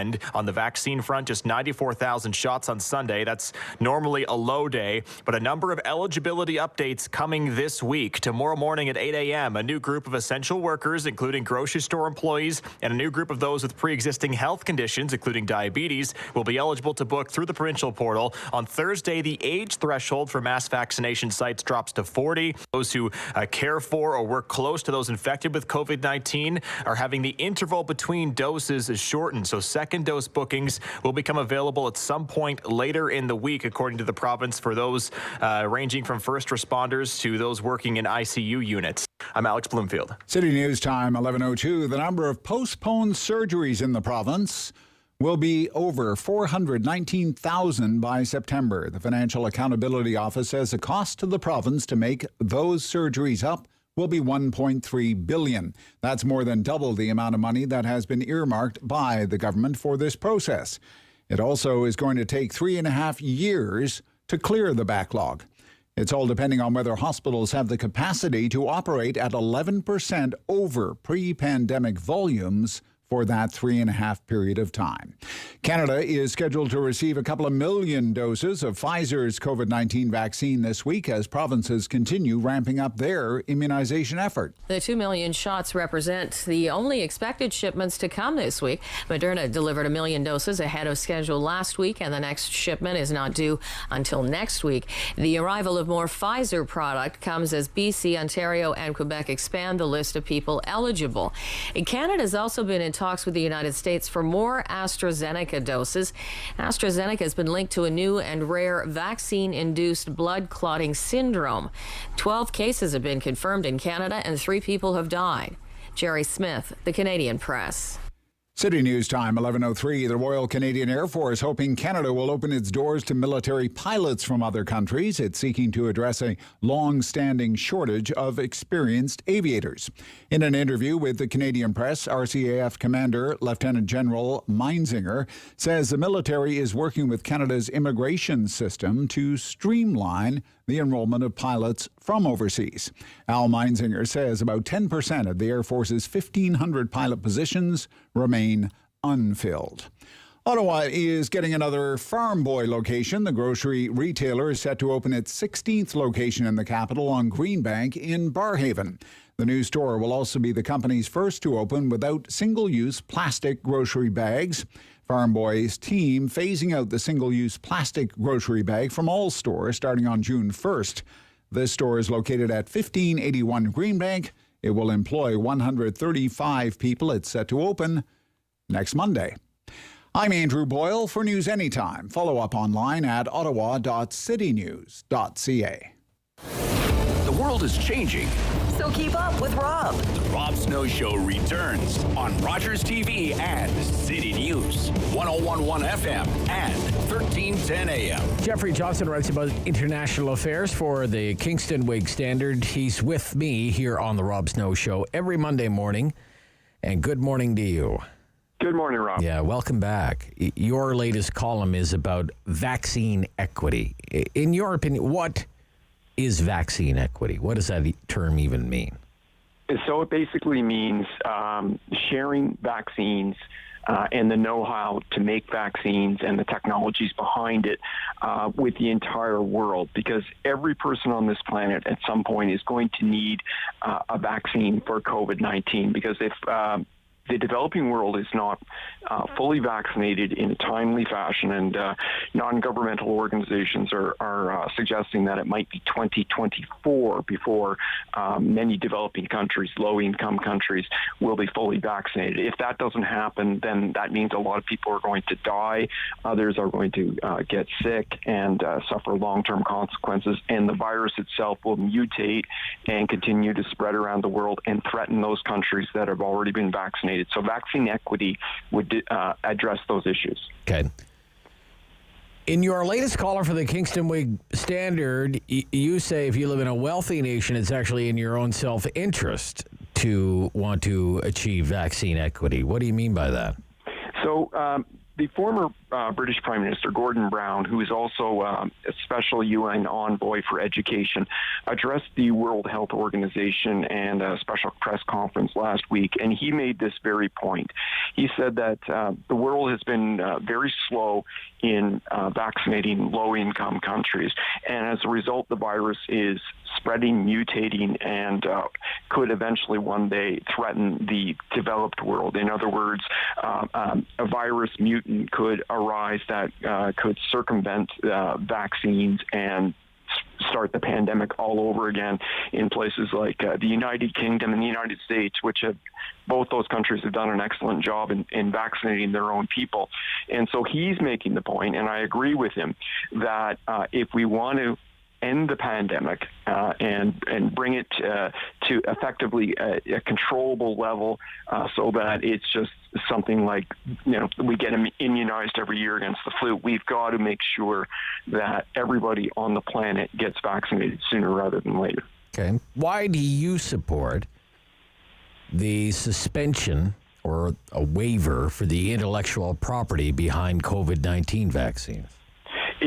It's a complicated issue, and I recognize that this is an issue of profits for pharmaceutical companies that have invested a lot of money in the COVID-19 vaccines and technologies. But I also know, except for Pfizer, all of these companies have taken government monies as well.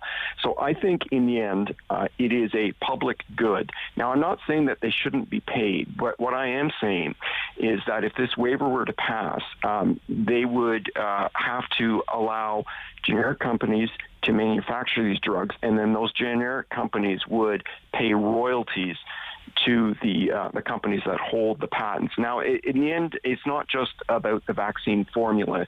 It also has to be about the medical equipment used to make the vaccine, and it would also require, beyond that, there would have to be cooperation between the developed world and the developing world to give them some of the extra know-how to ramp up production. But I think morally, when we look back at the HIV/AIDS crisis in Africa, before the Bush administration, the George W. Bush administration, took office, about only 50,000 people in all of Africa were receiving antiretroviral treatments to treat HIV/AIDS. In other words, people in Africa were just condemned to death. And the Bush administration saw this as a moral issue and took action and pushed hard for changes, and eventually generic HIV drugs became available in Africa. And this literally saved millions of lives. And I think we're facing something very similar right now. 3 million people have died of COVID-19, and the death rate is accelerating. The cases around the world are accelerating. I mean, there's good news in North America. We're watching vaccines roll out, and we're looking forward to a good summer. Yeah. But life returning to normal in some parts of the Western world. In some parts of the West, but it's accelerating. And the horrors we're watching in India right now, and it's only getting worse. And by the way, the death tolls are much higher than those reported in the news in India. We're going to see this in other countries as well. And I mentioned Africa a moment ago. Now, Africa's actually fared pretty well during this pandemic. but they're just holding their breath because they know successive waves are coming. And if something is not done, we could see what's happening in India happen in parts of Africa as well. Yeah. So I think there is a moral imperative. A moral imperative, but also the West could be altruistic. For example, why is the United States, for example, sitting on, tens of millions of AstraZeneca doses that it's not even using and has no plans to deploy? Why isn't it sending those to developing nations, right? Yeah. This is the point that Harry Broadman was making. He's an economist, expert in emerging markets at Berkeley Research Group. He was on my show earlier in the program. Why do we have to go down the road of waiving intellectual property protection? What's stopping the American government from saying, look, we have a massive surplus of vaccines here. Here you go, country XYZ. Take whatever you need. Right? So what's stopping the West from doing that? So Andy Slavitt, who is the Biden administration's go-to guy on COVID-19, their czar, he was on American cable news, and he did commit to sending all of those AstraZeneca doses, and will also distribute American-made other vaccines like Pfizer and Moderna. So, yeah, they can do that, but that's not enough. That won't be enough. Everybody on this planet, as I say, is going to need one, and they've got to ramp it up sooner rather than later. The fact is, there are times when government will step in. Back in after 9/11, there were anthrax attacks in the United States, and the Bush administration went to drug manufacturers and said, we need to ramp up antibiotic production, a specific kind of antibiotic, and we need you to produce this, really quickly. We need this in 12 weeks. And the manufacturers came back and said, yeah, we can fill your order in 2 years. And then the Bush administration said, okay, then we might take away your patents and just produce this generically. And then all of a sudden, the drug makers were able to suddenly find the production and scale it up. So I think even the threat of doing this, with the United States behind it, may make drug makers, manufacturers. Do you think the Biden administration is bluffing, that this is a big bluff for big pharma? Is that what you think? Or? Well, I don't know if it's a bluff, but I do think suddenly you're going to see a lot more cooperation. Now, this whole TRIPS waiver is at the World Trade Organization, and the World Trade Organization, as you know, is a consensus organization, so it's not just a majority vote. So the United States was the biggest and the strongest opponent of this TRIPS waiver, but then Biden and the United States changed their position. And so the ground has shifted, and I do think that the pharmaceutical companies are going to get nervous. Now, you still have the European Union and the Germans and the Swiss actively opposing it, say we will not oppose it. But for sure that there are big negotiations going on right now, and the pharma companies are nervous, and they realize that they could. Well, I think they should be nervous. I think more than the pharma companies should be nervous. I think anyone involved in the innovation economy should be nervous. Geoffrey, we don't agree on this. Hold on. The suspension of patent protection for any reason is a slippery slope. You need the incentive to innovate to be there. You can't have a scenario where the government's just going to come along and say to any company, big or small, even if it is Moderna that took $1 billion, say, thank you for coming up with this, life-saving scientific achievement, but you get no patent protection for that. And we're just going to let the generics copy your secret formula. What about the next problem and the problem after that? How long have we been searching for an innovative solution to HIV, rare forms of cancer, rare diseases? This is the carrot and stick approach of big pharma that we operate in. It costs billions of dollars to develop new therapies. It's the patent protection that allows these companies, that lures these companies into making those investments, that there will actually be a return on their investment.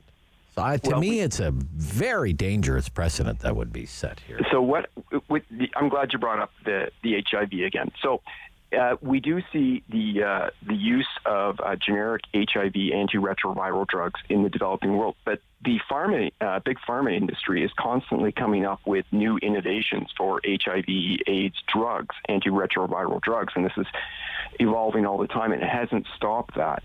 I say that this is a once-in-a-lifetime pandemic. Hopefully you and I aren't going to see something like this again.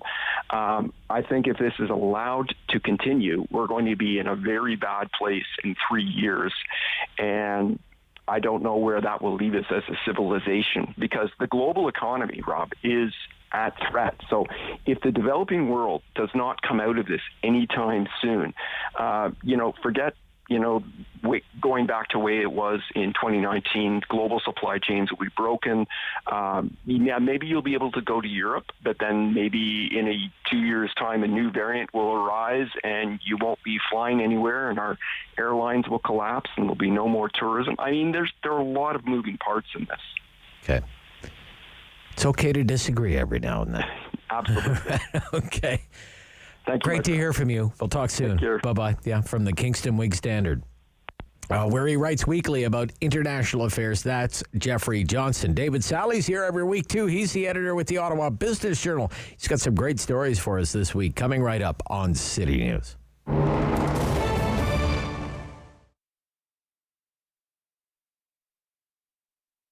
When it came to opening the business, because I was so young, there was a lot that I didn't know about management, financial management, management of people, all around management, I think is the word that I always come back to. I think that I always had a passion, and I knew that I wanted to create a space for people to get their hair done, but I had no idea, even having studied business management, what it really took to open a business as well as sustain a successful business. So in 2014, I was actually working with Angela Sutcliffe. She was my business coach at the time, and she was like, what's your niche? Like, what separates you from other salons? And when we started to really dig, it was the curls. It was the fact that we work with all curl types: curly, kinky, wavy, coily, which is how we identify our curl types. And then you have straight hair as well, of course. But more than 70% of the world has some sort of curl pattern to their hair. And we just realized that that was not being addressed.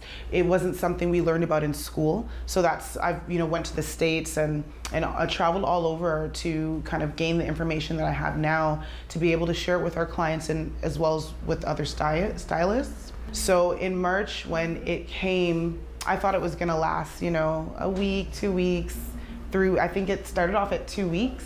And I was like, cool, I have 2 weeks to just relax, that's fine. So I was actually in a position where I was not happy, so to say, but I was a little bit happy, to be honest, just because of what I was experiencing personally. Now, when that extension started to happen, it was not a great feeling. It was very uncomfortable not knowing how I was going to support myself financially. So I'm so excited about the Academy. It's something that I started, and I launched it during the pandemic. So I've been teaching for a number of years. I've been educating for a number of years. I educated at Algonquin. I've educated at Versailles Hair Academy. And I've also educated in my own space, in this space and my old space up on Greenbank. And so it was just a continuum of what, I've been doing for these years. When we have a client in our chair, it's not just about making your hair look great. It's about how do you go home and take what we've just taught you and emulate that. So now with a world where people want to quote unquote be diverse and inclusive, what does that really look like in a salon setting? And for me, it looks like being able to invite any curl type, any hair type really, because I can take care of straight hair types just as well as, I can take care of curls. And we cater to all curl types regardless of what you look like on the outside, we got you.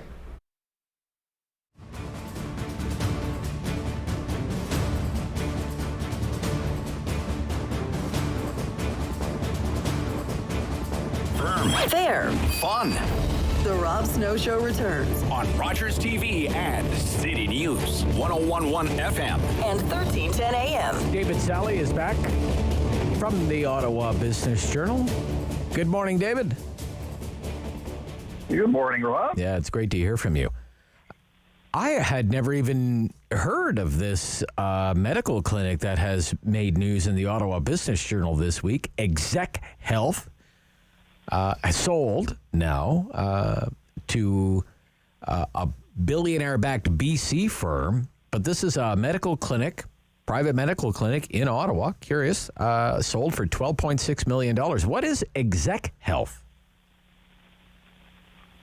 Well, Rob, it's interesting. You say you've never heard of it. I mean, it's not very often that a healthcare clinic would make big news for being sold. But right. In this case, Exec Health is not your typical healthcare clinic, Rob. It is in this.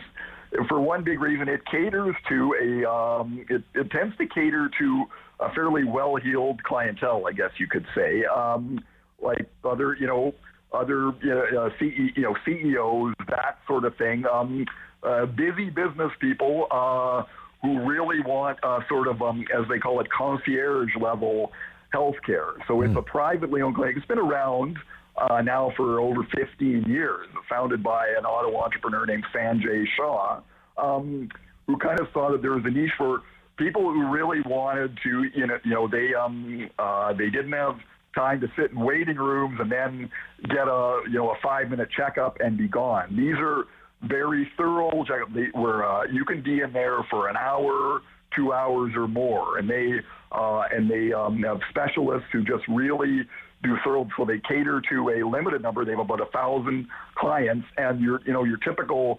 Where your typical doctor to patient ratio might be one doctor for 300 patients or more in a regular clinic.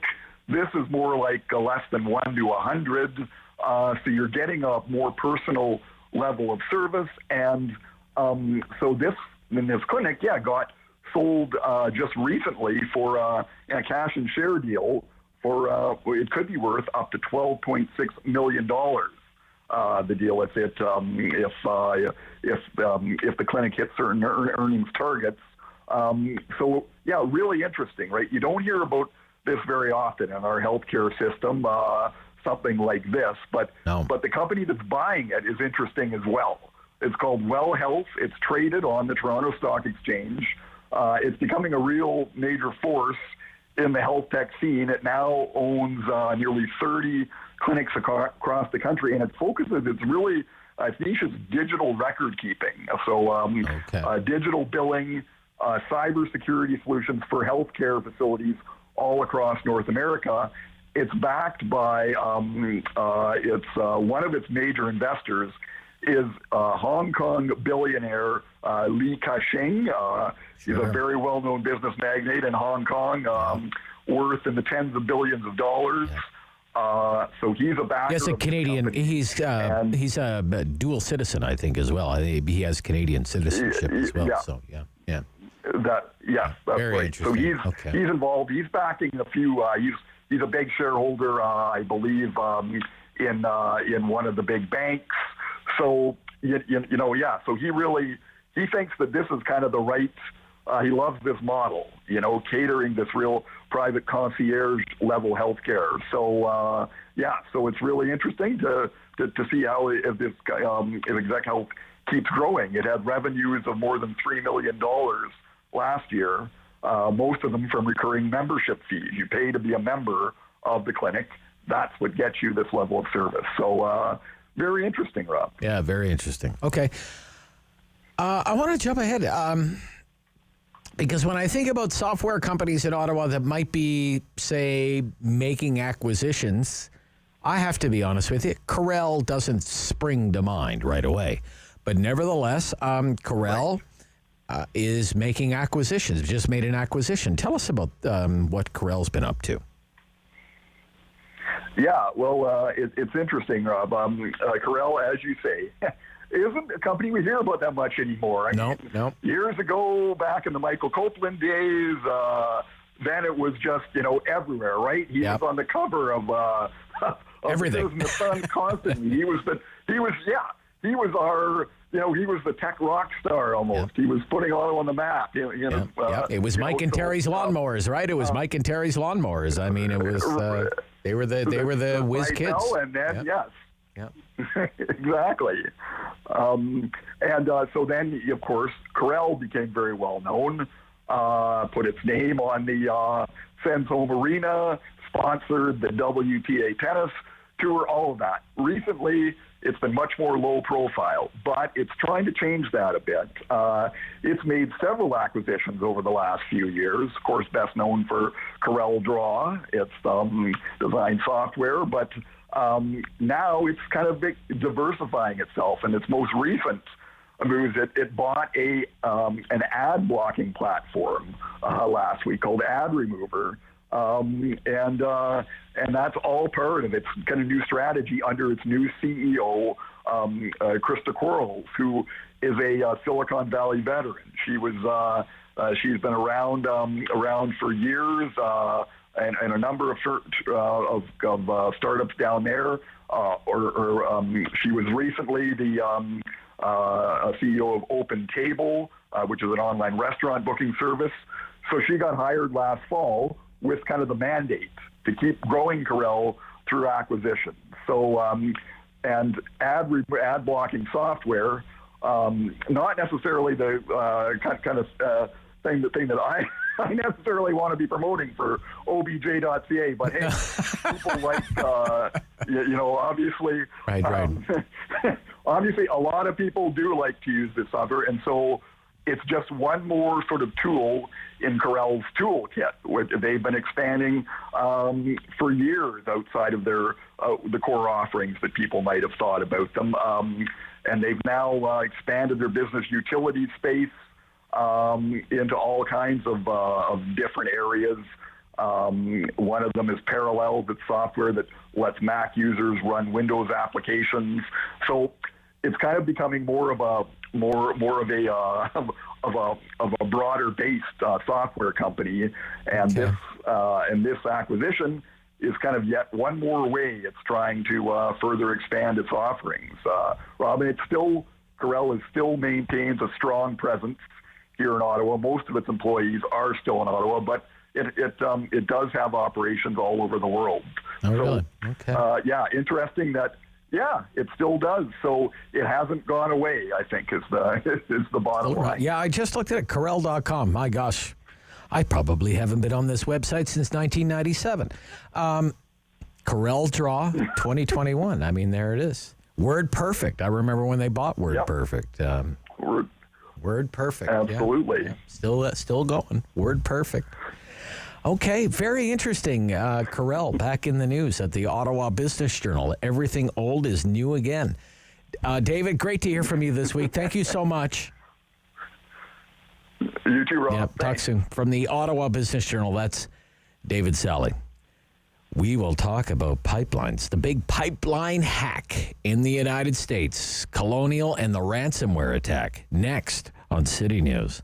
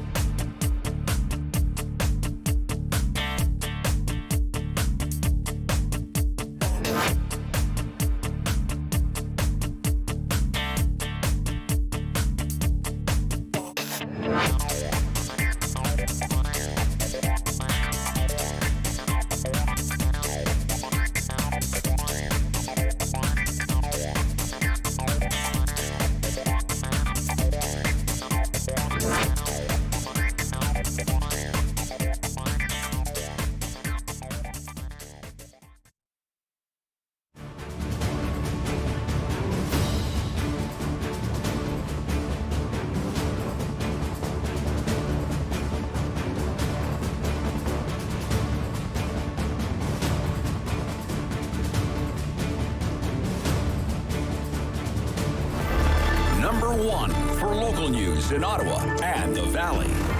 This is City News, now on 101.1 FM and 1310 AM. It's Monday, the 10th of May. Good morning. I'm Sarah Buck, and right now in Ottawa and Smiths Falls, some sunshine, a few clouds, 14 degrees. Here's what's making news this hour. Provincial health officials report 86 new cases of COVID-19 in Ottawa out of 2,716 new cases across Ontario. There were 19 more deaths in this province due to the virus. Elsewhere locally, Public Health Ontario reports 20 new cases in Renfrew County and 6 in Group Consultant ADGA. In Eastern Ontario, there are 6 new cases. The Leeds Grenville Lanark Health Unit confirms 10 new cases and 1 in the past 24 hours. Hospitalizations, the number of patients in intensive care, and the number of patients on ventilators have all dropped. Local health units update their numbers in the afternoon. Quebec is reporting 662 new COVID-19 cases today and 6 more deaths attributed to novel coronavirus, including 1 in the past 24 hours. There are 21 new cases in the Outaouais. Now, health officials say hospitalizations rose by 4 and the number of patients in intensive care dropped by 1. Several provinces are expanding their vaccination programs this week as another shipment of 2 million doses of the Pfizer-BioNTech shot arrives in this country. Alberta started accepting vaccination bookings for kids as young as 12 this morning. Saskatchewan is dropping the age for appointments to those 29 and older. I'm Sarah Buchan. For news anytime, follow up online at ottawa.citynews.ca. He's a pillar of community opinion. The Rob Snow Show returns on Rogers TV and City News. 101.1 FM and 1310 AM. A Russian criminal group may be responsible for a ransomware attack that has shut down a major U.S. fuel pipeline known as the Colonial Pipeline. And for more, we're joined by George Al-Koura, Director, Advanced Cyber Intelligence and Security at ADGA Group Consultants. Good morning. Good morning, sir. How are you? I'm good. How are you? Well, it's another day in the cyber world, but at least it's beautiful and sunny outside. It's a big one, right? This is unprecedented. We got a presidential state of emergency order out of it. And what does that mean? Essentially, it means that the government at the highest levels in the United States takes this threat, seriously to a point that it impacts potentially everyone in the citizenry, particularly folks along the East Coast where the pipeline runs, which is, I believe, from Texas to New York. It's the largest fuel pipeline in the country. Yeah. So 5,500-mile network, the Colonial Pipeline Network. It's based out of Georgia, but as you say, it runs from Texas to New Jersey. So this group that is believed to be responsible is called Dark Side, the Dark Side. What is known? What's known about them? Had you ever heard of them before? Mr. Al-Koura? They're not new to the game. Pulling off an attack like this is it's kind of an Ocean's 11 level hit. But they've probably hit over 35 or 40 different organizations, both public and private, taking ransoms from as low as $200,000 to $2 million a pop.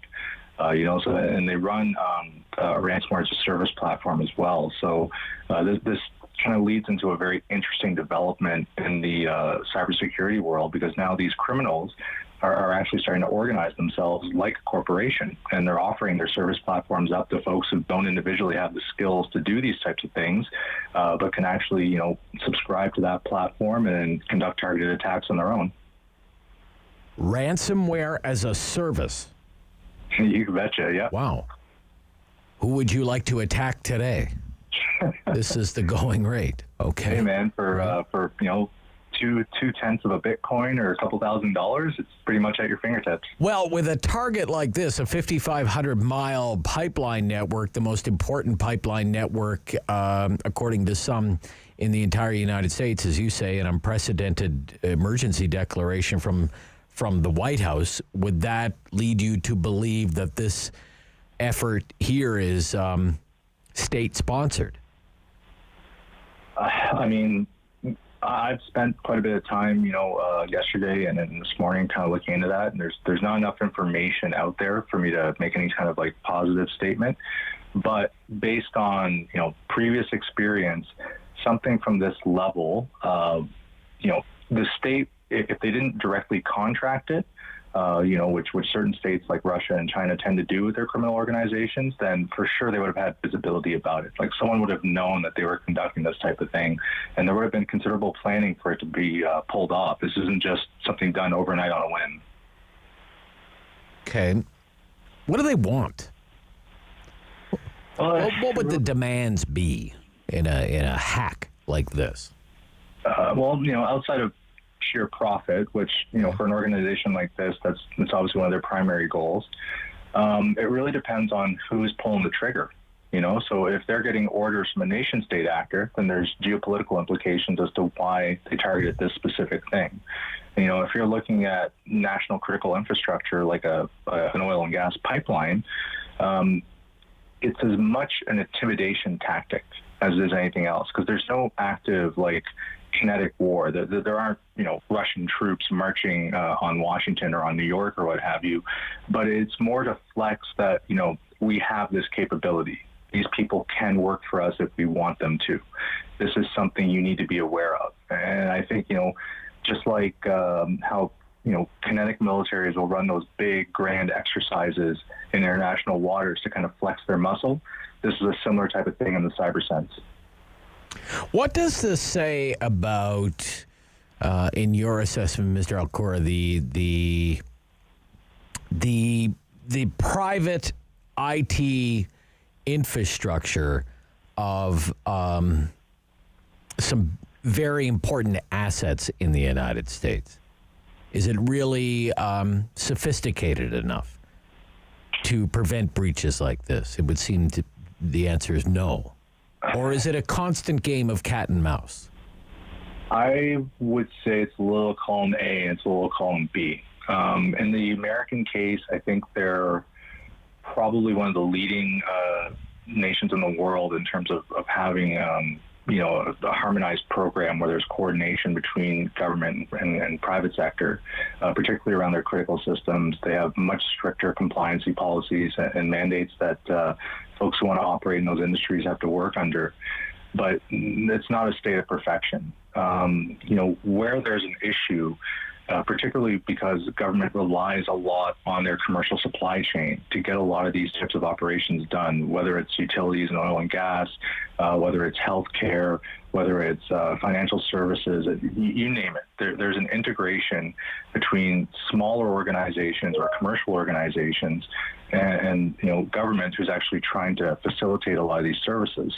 So what we're seeing now, especially in the last probably 1 to 2 years particularly, is those supply chain firms are the ones that, they're going after, because it's up to that individual organization to finance and to organize their infrastructure environment and their network security operation to be able to defend and mitigate against these things.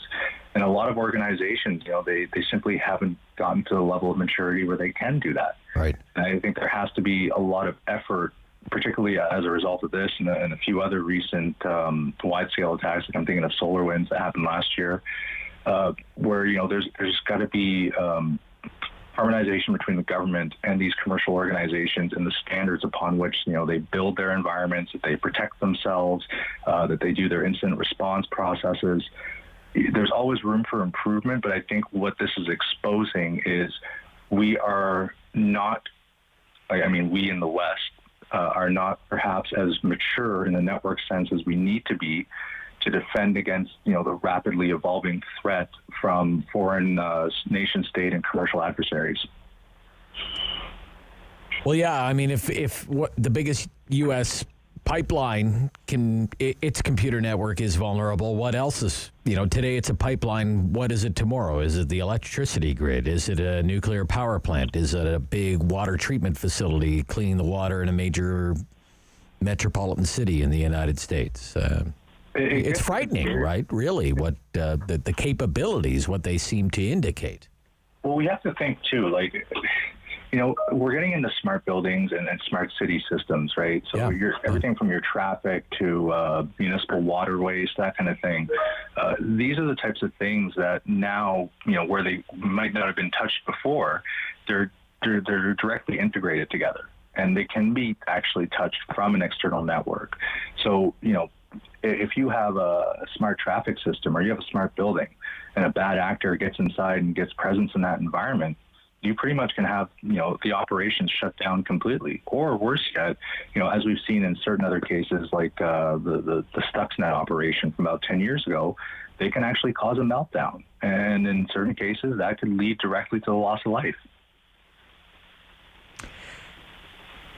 How likely is it that this hack of this pipeline network is linked to, you mentioned SolarWinds, the massive government breach of 2020. Do you think the two could be related at all? How likely is that?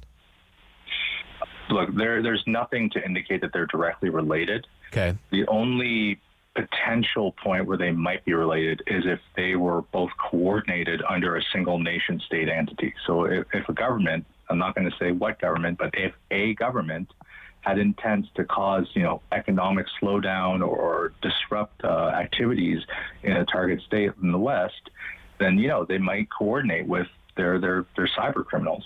I mean, we look at them as criminal organizations and organized crime. They look at them as contractors. Yeah, military contractors. Military contractors. Military contractors, right. Yeah, sure. Yeah.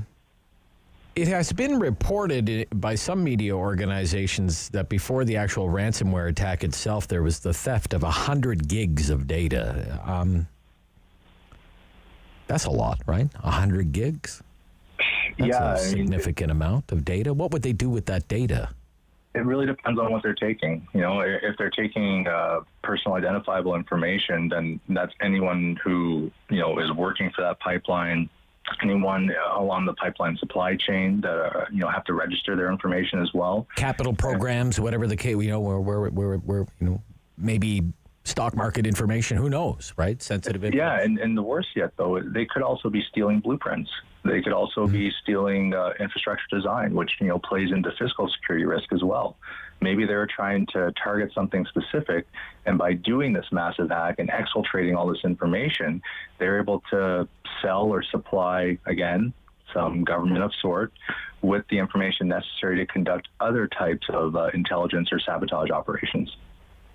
What is the most likely resolution? You think they'll just pay the ransom?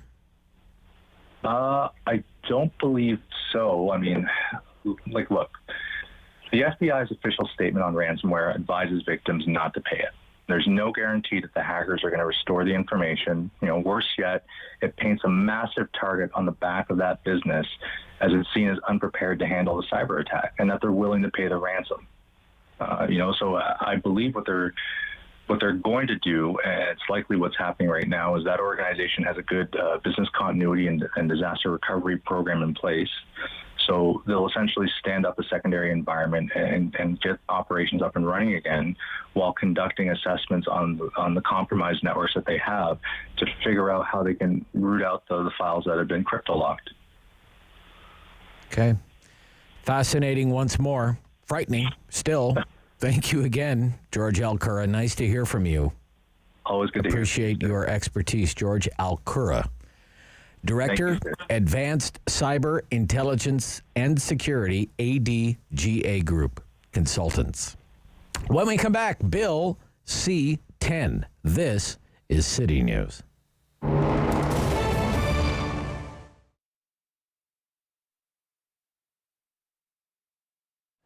It started out with a small outdoor booth in what was called Artist Alley, which is actually the area just outside our store on William Street, where for a couple of years we sold our jewelry directly on the street.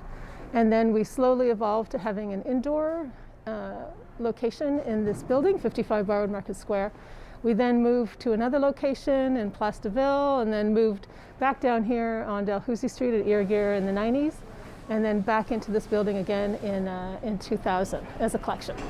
I do a collection of jewelry called Cirque, that's mainly beaded work with a combination of semi-precious and vintage beads. And then she does a hat collection called Fanfreluche that's all cut and sewn hats in a variety of fabrics and for all of the seasons of the year. We've curated and sourced the artisans that we represent in a lot of different ways over the years since it's been, since 1985. Some people come to us since we're known, and other artisans that we represent might recommend that they come and see us.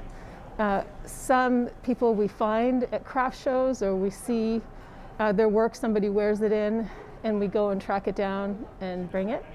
And then some people, interestingly, are with us in one medium, and then sometimes they evolve to another. They're all Canadian and mainly local. With the roughly 50 people that we have, I'd say more than half of those are Ottawa-Gatineau, and then the rest are from other cities in Canada, Montreal, Toronto, Vancouver, etc. If you can afford it, go to a small business and spend some money. It's lovely when you come in and, give me a pep talk and tell me how much you love this place and you've been coming here for years. But if you can afford it, please spend some money too, because all the pep talks in the world are not going to pay my rent, which is still full rent even when we're closed.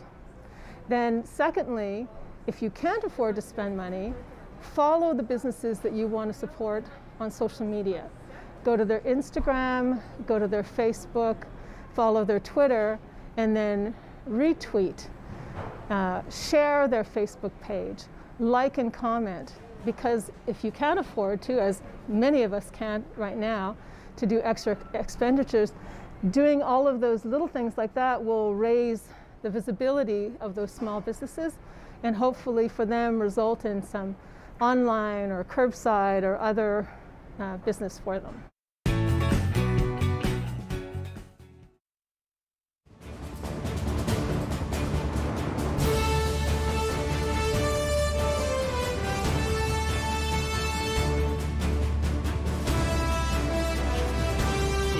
Ottawa icon.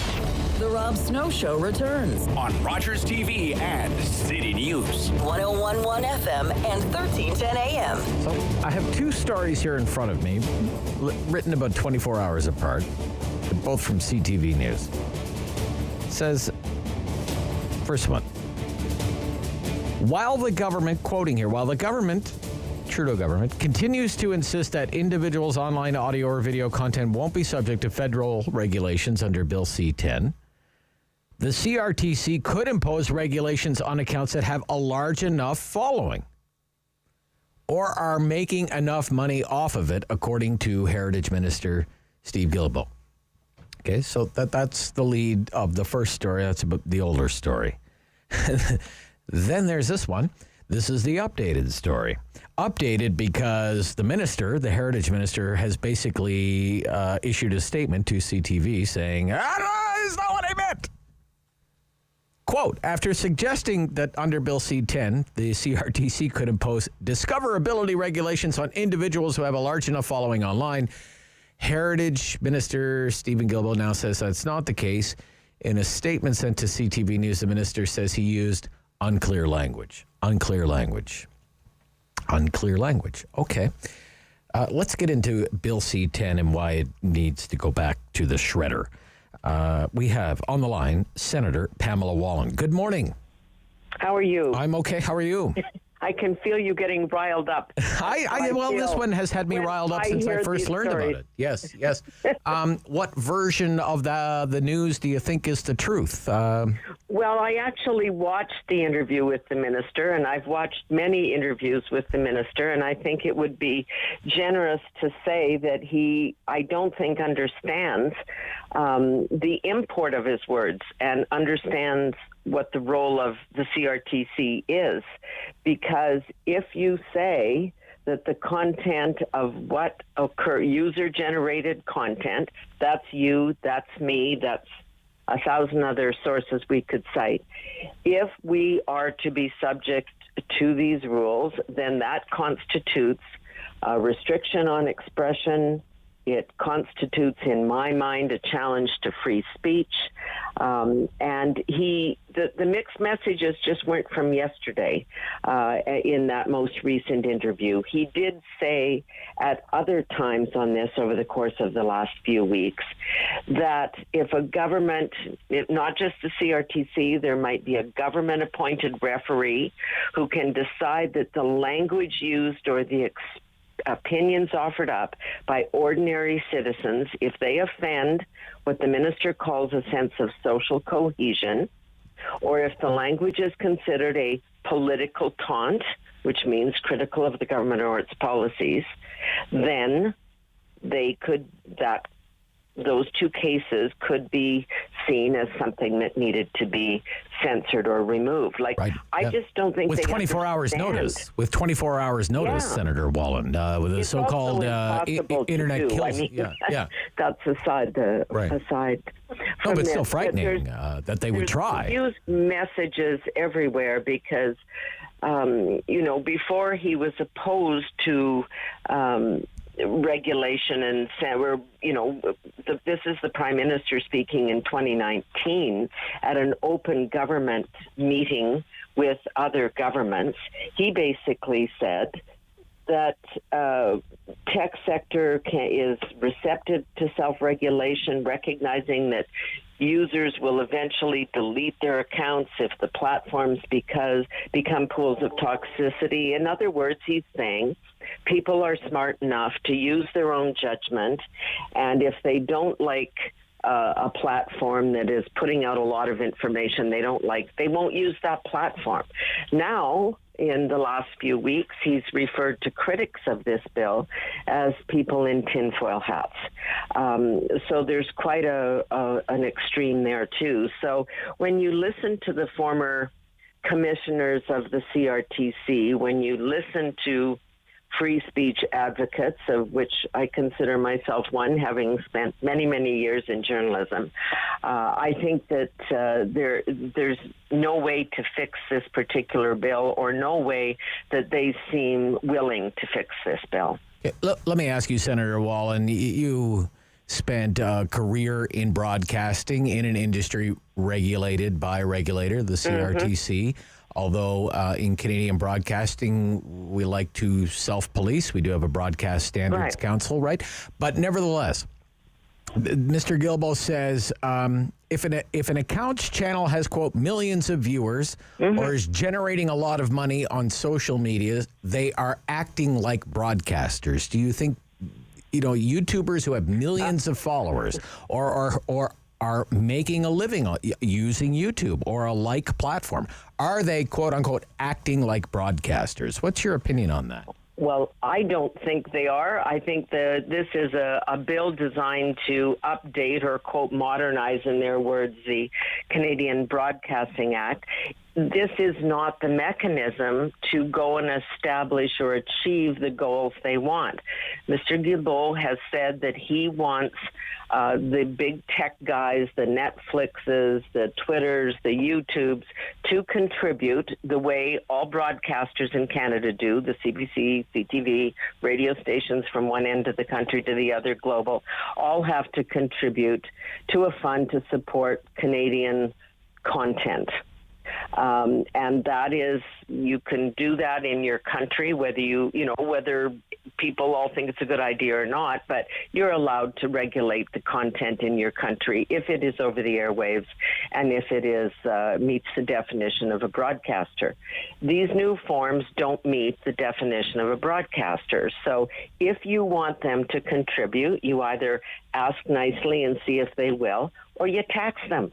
You use the tax code and say, if you want to operate in this country, there's going to be a fee, and we're going to contribute that to the Canadian Cultural Fund. But you can't start regulating Canadian content in my tweets or in your YouTube or Facebook posts, because it's an impossible task. For starters, it's also an infringement on, I think, charter rights, but certainly on the right of people to express themselves freely. And didn't that seem like a completely legitimate policy point at the time? We can debate the merits of having a Netflix tax or taxing the big tech giants. They do business here. They have customers here. Why shouldn't they pay tax? And whatever tax is collected, we'll pour it into the creation of the next Schitt's Creek or whatever the case might be. Yeah, I have absolutely no problem with that. They're just using the wrong mechanism to do it.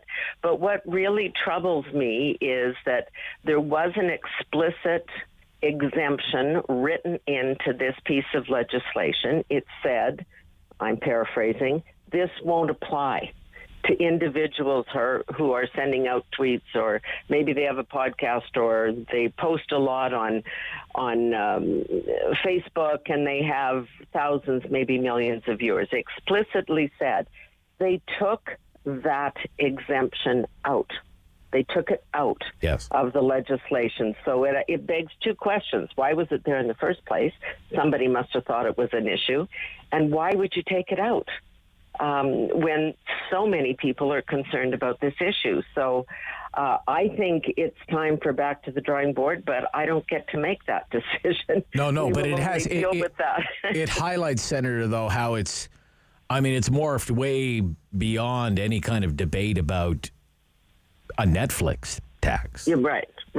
This really stretches. And then when you hear the minister talk about the problem that he sees, the potential problem with language that offends our sense of social cohesion, again, not identified, or language that's considered a political taunt or critical of government, then we're starting to see what we're seeing in the U.S., which is if you don't like what someone says, you deplatform them. And I think that is an exceedingly slippery slope, and governments should not be making that kind of call and that decision, because that's what we see happening in authoritarian regimes and places like China. We don't need that here. We don't believe in that here. And there's this bill, and then there's a privacy bill coming up, and then there's changes to the Election Act. And what governments often do, and we've seen it over the years, is there's something highly controversial. They slip it into an omnibus bill, something where, like a budget bill, for example, where nobody stops the budget bill from, we don't stop. This program is brought to you by Ignite TV.